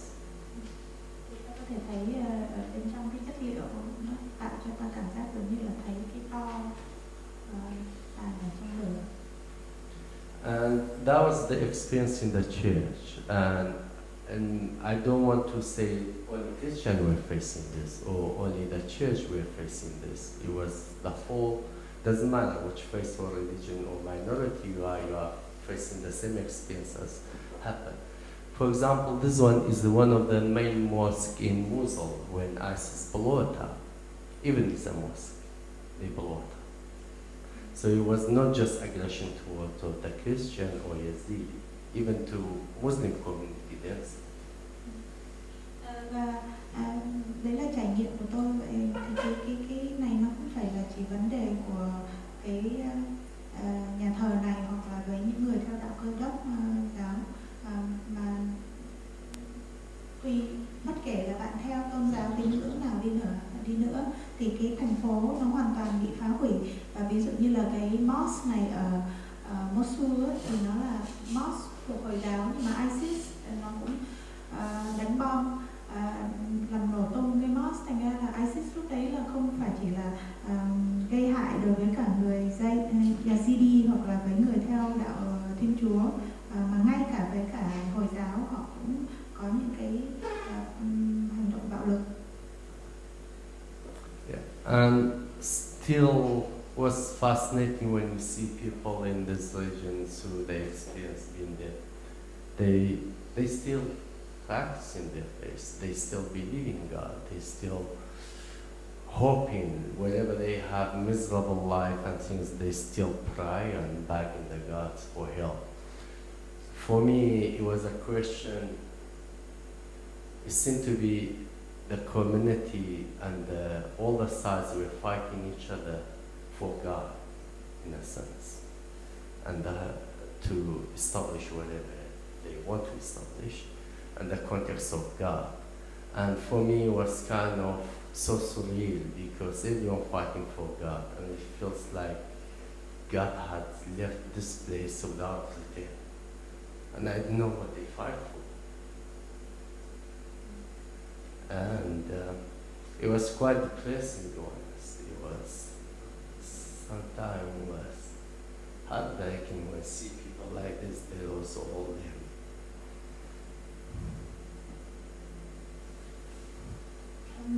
Thì thật ra đến cái khu vực này thì ta sẽ vẫn thấy cái cảnh này rất là thường xuyên, và người dân ở đây họ vẫn rất là tin vào cái tín ngưỡng của họ, họ vẫn rất là ngoan đạo, và họ vẫn khi mà gặp sự cố thì họ đem tất cả niềm tin và họ cái sự kêu gọi của họ đến cái vị thần, vị Chúa của họ. Và nó làm cho tôi đặt rất là nhiều những câu hỏi, tại vì là giống như là ai cũng đang chiến đấu cho cái vị Chúa của họ, vị thần của họ, nhưng mà giống như là ông trời đã rời khỏi cái khu vực này và không hiểu là người dân họ cứ vẫn chiến đấu vì cái gì. Và đối với tôi nó là một cái gì đấy nó rất là buồn. I would like to share with you this quotation where I found it is really answering the kind of what I was looking for. Thì tôi tìm thấy cái câu trích đoạn này mà có lẽ là nó trả lời cho cái mà tôi đang tìm kiếm á. Thì tạm dịch là tôn giáo là cái mà những người họ sợ phải xuống địa ngục, họ đang tìm kiếm tôn giáo. Còn cái tâm linh á, là cái dành cho những người mà đã ở đấy rồi, có nghĩa là đã ở địa ngục rồi. Thank you.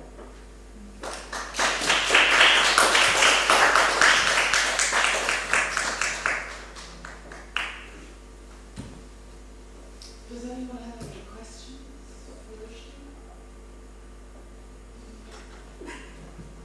Did you focus on the architecture in Andalus because it's the border between what we consider is the Islamic world and the West? Because I think all different countries in the Islamic Empire, they have influence from other cultures, right? Yes. We're talking about the Umayyad time, yeah, or today? Which one? No, like even the motives and because you reference quite a lot, like Spain. Yeah. The thing is happening in Spain, where, for example, in Bashiqa, before the conflict happened, all this community and minority, they used to live together with harmony and peace. There was no issue. But unfortunately, since the revival of political Islam started from Al-Qaeda, the first time Al-Qaeda attacked Bashiqa, Yazidi minority and killed 1,800 people. That was going back to 2008, even before ISIS existed. So that harmony has been disturbed for our struggle, politicizing our religion in the context. And this community and minority or ethnicity, they were all practicing their beliefs, and they used to live in harmony time to time. And that was happening in Bashiqa, but unfortunately will not exist anymore today.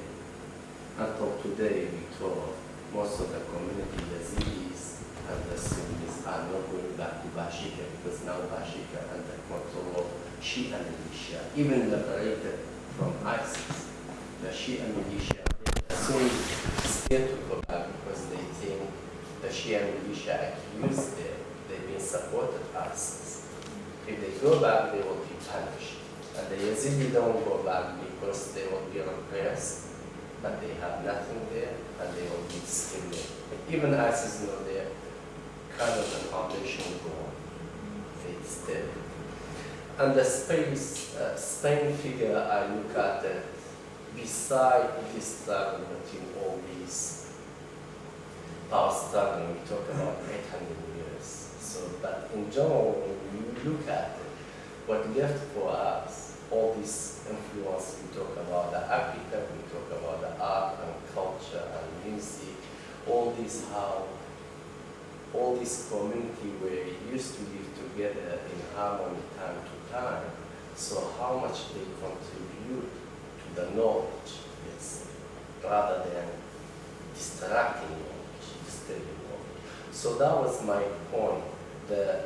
What's happening in Spain, it was under control, let's say, Umayyad Empire. But it was not just Muslim Arab who were doing this. Everyone from India to Spain were contributing. But that was in that frame of Umayyad Empire. It doesn't matter which nationality, knowledge, where you come from, or culture, custom and culture. You do. For example, the pattern we look at, the Moroccan pattern, where it existed before Islam got to North of Africa. But when the Muslim went to Spain, so that you see all this pattern now in these mosques and architecture in Spain. And the pattern where it exists before Islam existed. So that was the kind of Islam for during the spin, it became a tool to bring all together on the state and put them all together. That's what we have, which is in a sense a beautiful. Sorry, translation. Oh, sorry. Câu hỏi là tại sao mà anh dùng cái ví dụ từ Tây Ban Nha rất là nhiều.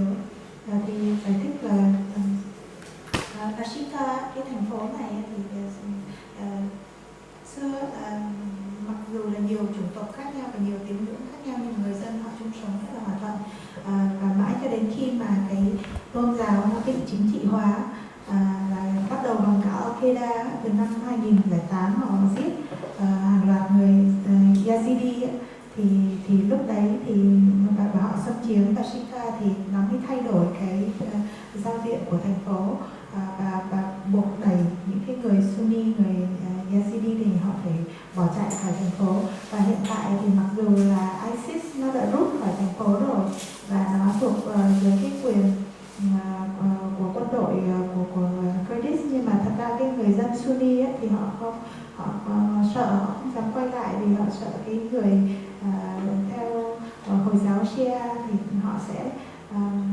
phân biệt đối xử với họ. Rồi là những người Yazidi họ cũng sợ quay lại bởi vì họ cảm giác là họ sẽ vẫn sẽ bị đàn áp, và có nghĩa là bây giờ ISIS không ở đấy nữa, nhưng mà cái sự ôn hòa của ngày xưa thì nó không còn nữa, và nó không thể họ không thể quay lại được, thiết lập được cái việc mà chung sống một cách hòa bình như vậy được.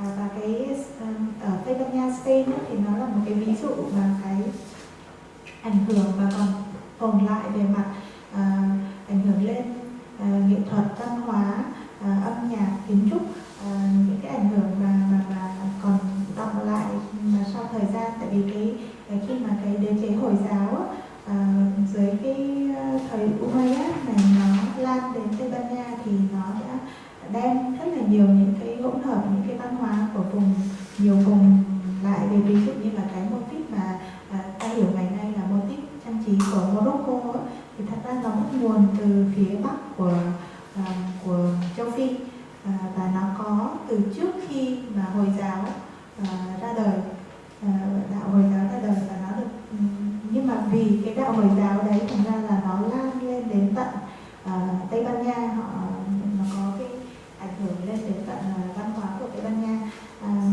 và đấy thì thành ra là mới đối chiếu hai cái khu vực như vậy. I have a question about your process. What were you, when you initially went, what were you thinking you were going to do? Have a photography exhibit before you saw the light boxes in the church and you decided to go that route? What was your initial intention? The initial idea was we were thinking to do light walks, kind of fancy looking light walks. One of the things I didn't mention, those light walks I found it in the church. Ideally, I want to cut off the iconography image. It was cheap canvas printed. But when I went there, so the army they gave me instruction what I don't have to do. One of the things, do not touch anything and not try to move anything, because ISIS, when they leave, they put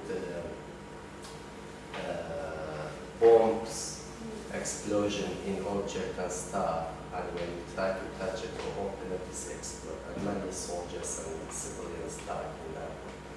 So I really want to bring all this iconographic image, take it, and use it as a real object coming from the place where I found it, loaded with this pistol or this, we found it in the church.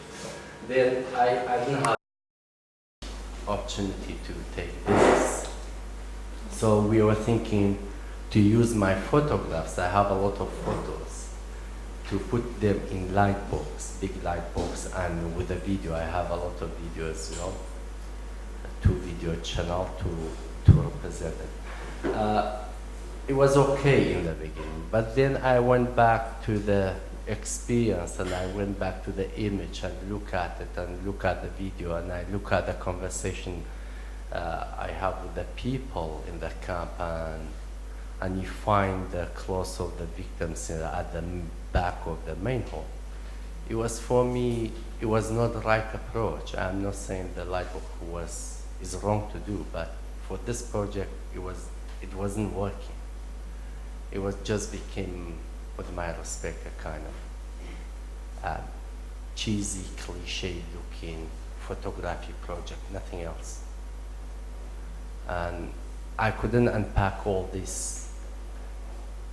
As you see through the presentation we went through history and the conflict and religion. It's quite heavy subject. It's not, and also very rich in so many different contexts. It's not just context of today. It has. So for me, that's how I did more research and thinking and looking back what I found in the church, come with the idea of these boxes. Hỏi về cái quá trình làm việc của anh ấy, thì cái câu trả lời là thật ra khi mà ban đầu là định in ảnh ra thành những cái hộp sáng và đơn giản như vậy thôi, nhưng mà sau khi xem lại tất cả những cái hình ảnh thật ra là lúc mà đi thăm Bashiqa, cái nhà thờ này, thì tôi rất là muốn cắt những cái hình ảnh mà tìm thấy ở trong nhà thờ để mà đem theo, bởi vì nó là những cái vật thể mà của cái khu vực mà đã trải qua tất cả những cái sự tàn phá như vậy. Nhưng mà bên quân đội họ đã ra lệnh cho tôi rằng là khi mà vào đến nơi này thì không được đụng vào bất cứ thứ gì hết, tại vì ISIS cái cách mà chúng hay làm là trước khi mà rút khỏi một cái khu vực thì nó hay giấu bom hoặc là chất nổ ở trong các vật thể, thành ra rất là nhiều người khi mà đụng vào thì nó nổ và bị chết. Bởi vậy tôi không dám đụng vào bất cứ thứ gì và mang cái gì theo mình, mà chỉ có những cái hình ảnh thôi. Và việc mà chỉ in hình và trưng bày theo cái cách thông thường thì tôi cảm thấy là nó quá là rẻ tiền, hoặc là quá nó không đúng với cái trải nghiệm mà với cái đề tài này nữa, tại vì cái đề tài này nó khá là nặng và nó cũng rất là giàu về tất cả những cái nội dung mà chứa đựng bên trong nữa.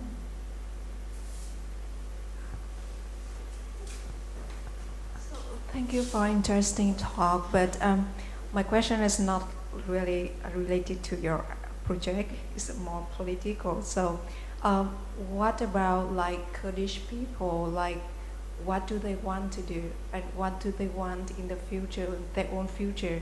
And so, when you went to the like Bashiqa, right? So there's a lot of people in many religions living there, right? So, I mean, when I look at your quotation at the end of presentation, I think like, what's the reason caused the crisis in that area? I think there's something more than a religion, right? Yeah.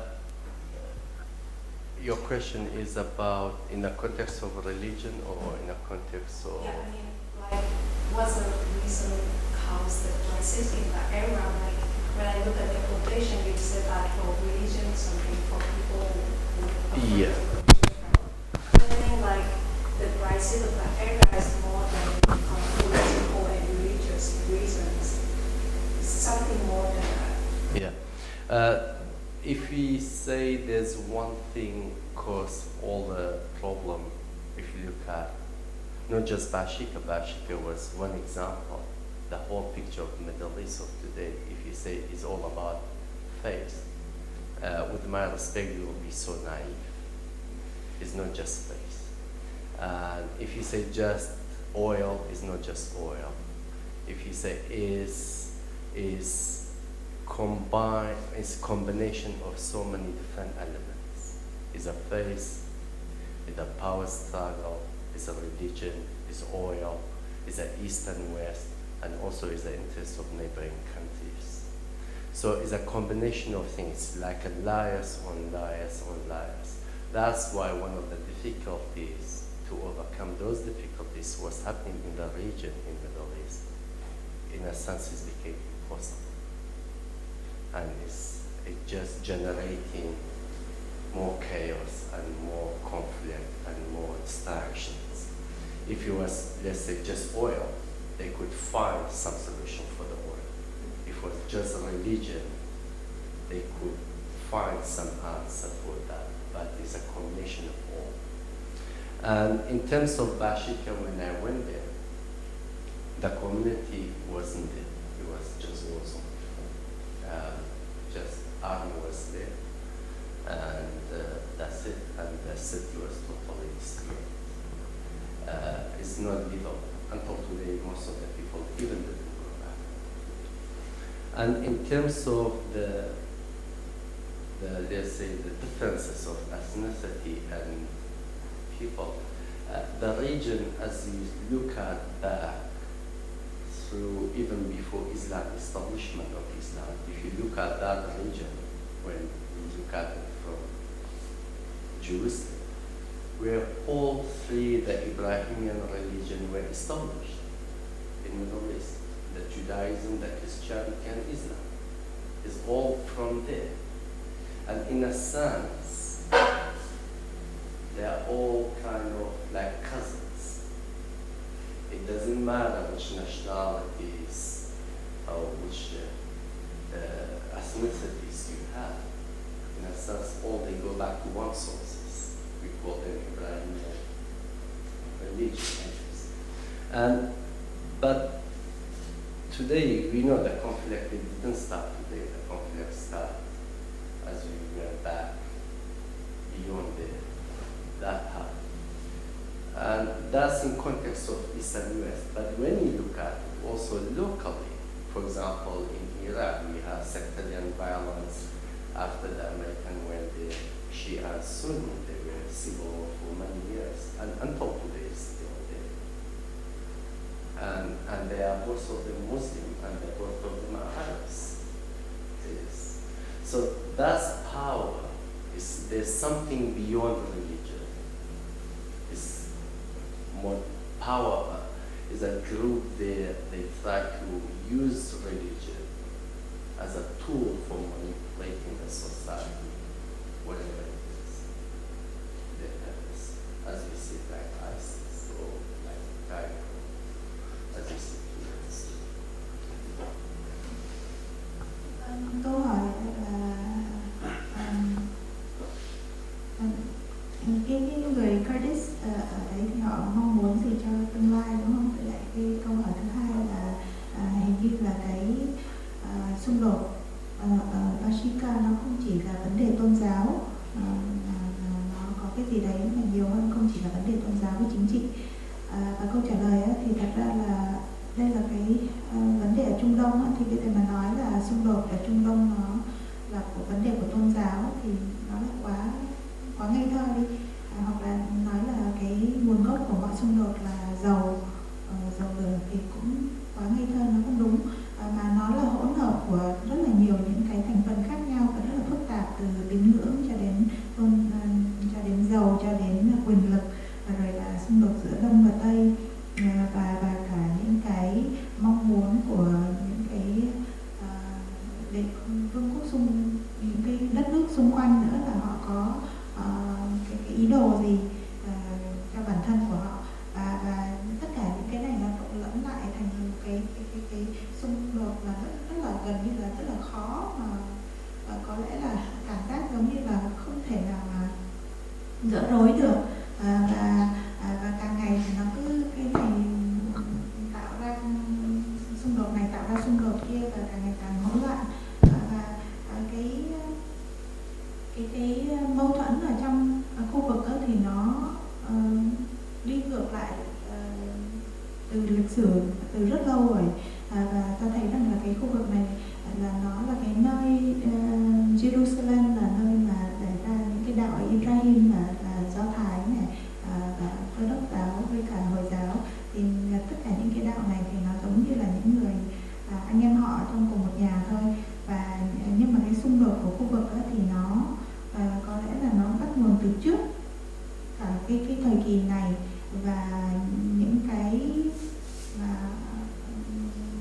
quyền lực á, thì họ sử dụng tôn giáo là một cái con cờ để mà họ theo đuổi cái mà mình muốn.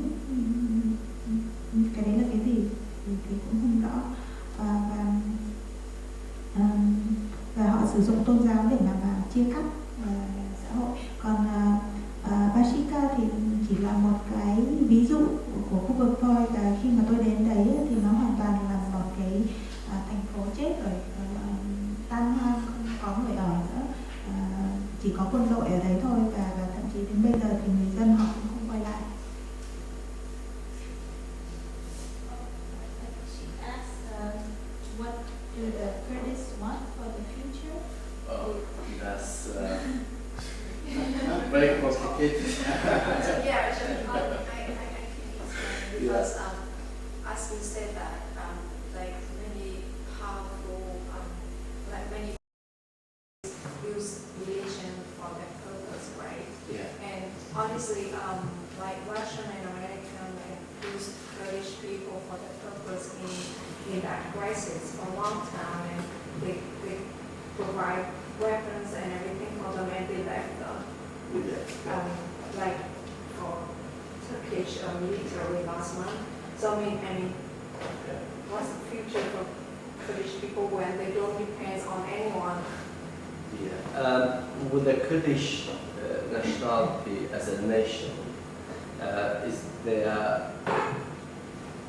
the issues for Kurds is not religion. The issues of Kurds is the issues of land and identity. And if you look at the Kurds, you have so many different faiths and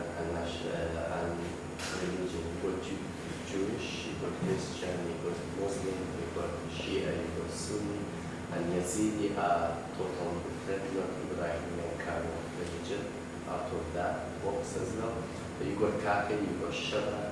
So the Kurds, there are so many, in context of religion, so many different, let's say, faiths or groups. But one thing united them is, of course, of the issues about the identity and the land. And they want, it depends also which,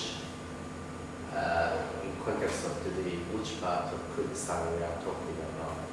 I think the one you're referring to is Kurdistan of Syria, the Kurds in Syria, which was now happening about, as we know, they were the only forces on the ground.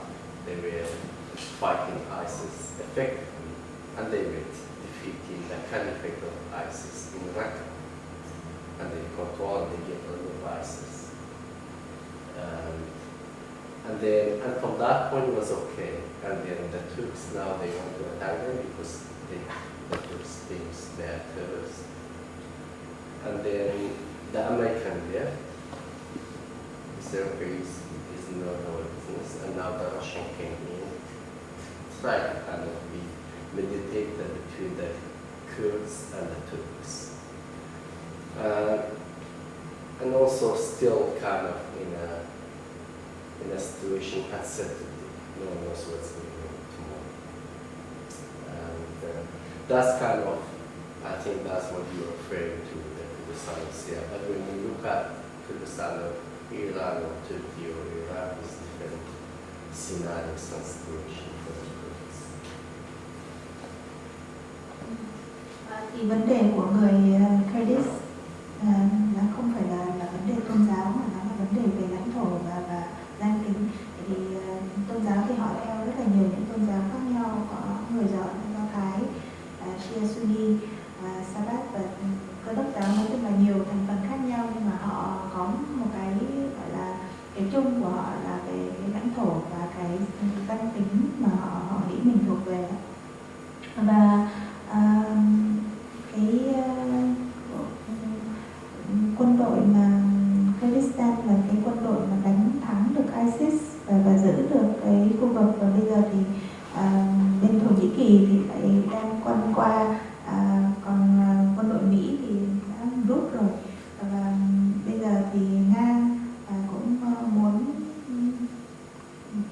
vào để mà giống như là người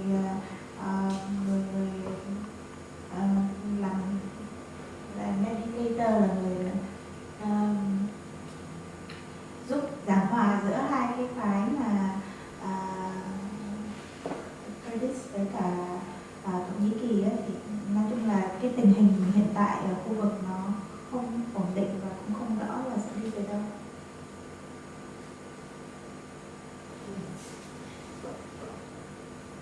So this question is going a little bit back to your choice of media, and I think it's very interesting because from what you, like your story, it just came out organically of how you use bird photographs to evoke, the sense of destruction and the ashes as you saw. But I felt for that artist there could be a way of, evoking these things by using, basically like burning up clothes or putting actual objects that they destroyed in these boxes.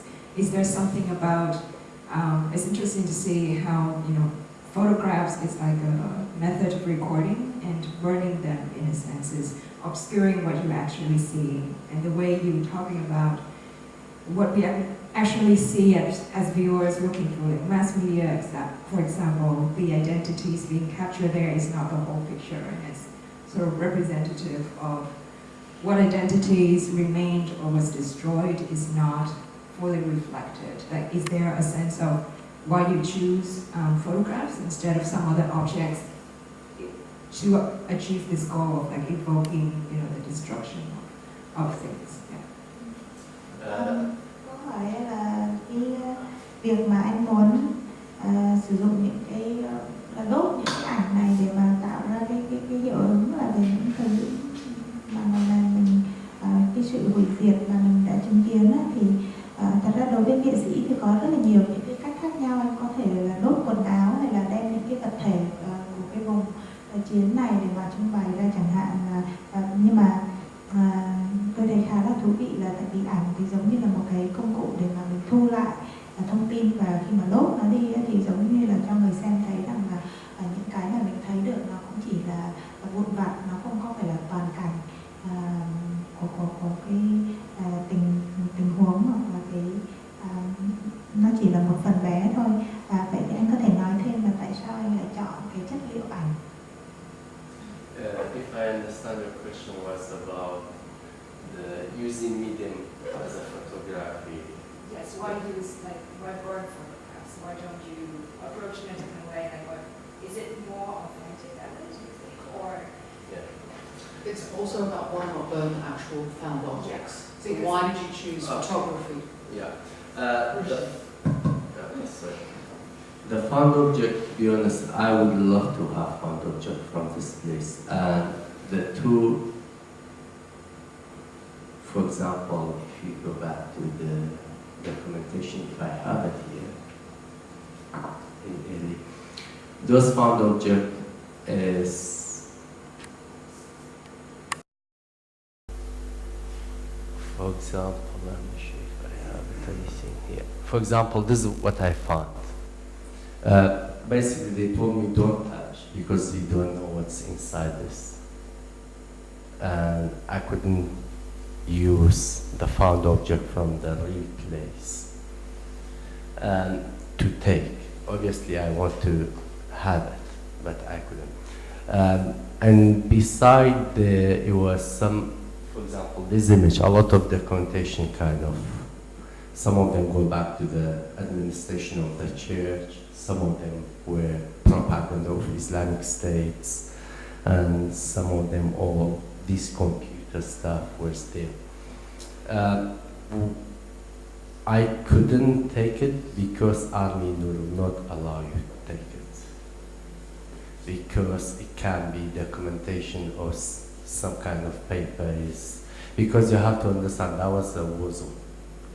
It was not a place you go to do an art project. And when I went there, even I didn't say to army, I'm an artist, because it doesn't make any sense. You are an artist, you are in France, or what are you doing here? You have to be in your studio, paint a nice picture, not to be here. So I could manage to get there, but I was not saying I'm an artist. And you are limited, your time was so limited to stay in that place. Because they tell me when I went there, they say, you don't talk to your driver while you are there, and you don't touch anything, and you make sure before the dawn came you go back, or if you try to say come back to our base, because it's not totally clean up from ISIS. They were having tunnel. They come up like time to time. So, and it was not a situation to collect objects there. And when I went back to the studio, I didn't want to go to kind of souvenir by a statue of, let's say, Cristiano, Madonna, and mimic it. I didn't like that. I want something from the real place. The only material I have was photography and film from the real place. And that's why I came with the idea to use photography, but also to kind of destroy the photos as a kind of reference for the location where the photo being taken.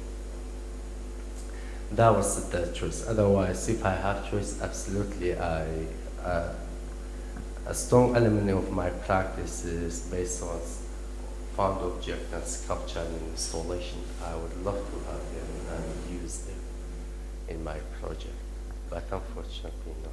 But I think she raises a really interesting question, and I'm not sure that got through. You are taking photographs. All of your research is predominantly online, also looking at photographs. So this element of the image, the mediated image, this idea that the representation of conflict can never tell an absolute truth. Are you also making comment on that in your use of photography? Yeah, definitely. It's, as you see, the representation image always, it depends on the view, how you look at it. And absolutely, it doesn't, you can't say, depends which lenses and which angle you look at the image.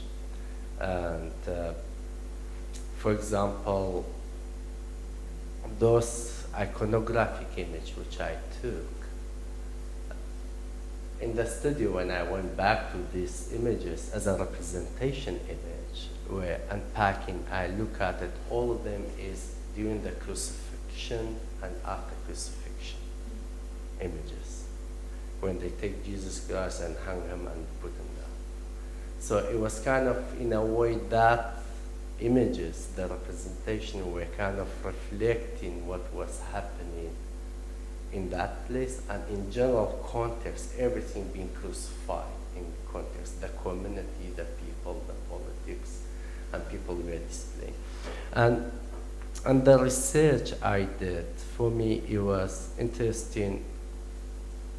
For the current situation, I come from this area, so in a sense, I follow the news and political news and what's happening in the community every day. But also in the historical past, like what's happening in Spain and Crusade, we studied as a kids. And as a kid, I've been always following maps, and I was interested in this. But for me, it was interesting to go back to that time of history. Of course, through the research, and so you can more unpack those issues. But the only medium I had was photography. It was my own, which is representation. Thì thật ra một phần lớn trong những cái tác phẩm của tôi là sử dụng những cái vật thể mà tìm thấy được đó, để mà biến nó thành điêu khắc hoặc là thành sắp đặt. Nhưng mà trong cái tình huống này thì tôi không được đem bất cứ thứ gì theo mình. Thứ nhất là không được đụng vào các vật thể vì nó nguy hiểm. Và thứ hai là cái thông lệnh từ quân đội khi mà cho phép tôi vào cái khu vực này, họ cũng rất là kỹ. Ví dụ như là ảnh mà có cái máy tính và nhiều những cái tài liệu mà nó rơi vãi khắp nơi như vậy thì tôi cũng không được quyền đụng vào.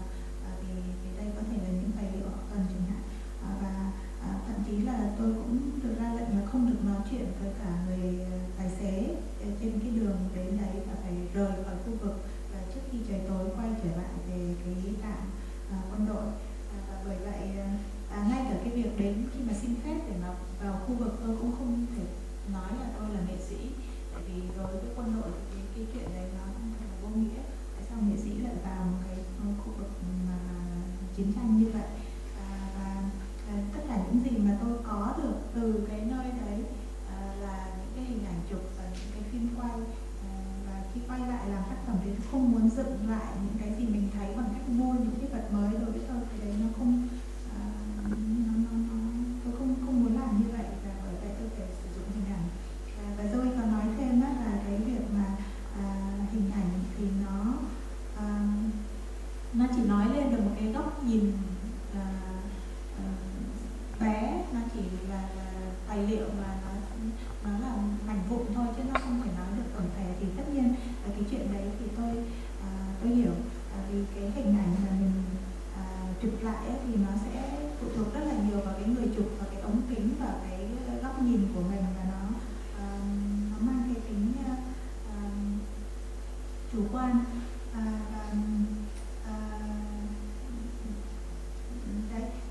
Bởi vì là tôi là cái người thuộc khu vực này, thành ra là tôi theo dõi tin tức về cái khu vực rất là sát sao, nhưng mà tôi cũng thấy rằng là về cái lịch sử và của khu vực ấy, thì ngay từ hồi bé tôi đã được học và được rất là thích thú cái cả bản đồ, và thấy là ảnh hưởng của cái khu vực này, những cái đất nước ở trong khu vực lên nhau như thế nào.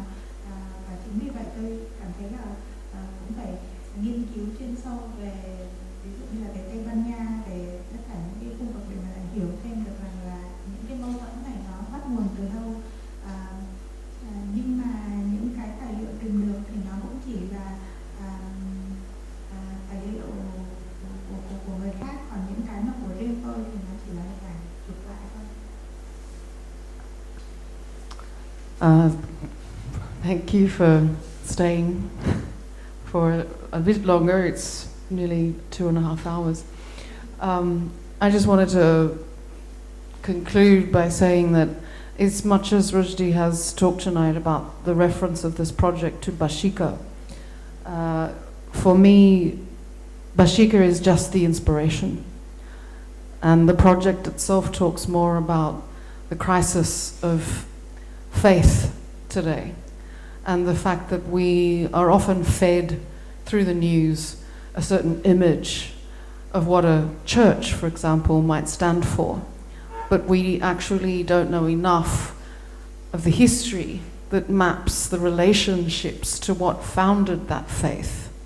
And I think that tonight Rushdi has given a small window onto the tensions that have existed between Christianity and Islam since the very beginning. And much of Rushdi's practice does attempt to unpack the dilemmas of faith. And the church here is an icon in itself that's being reassessed.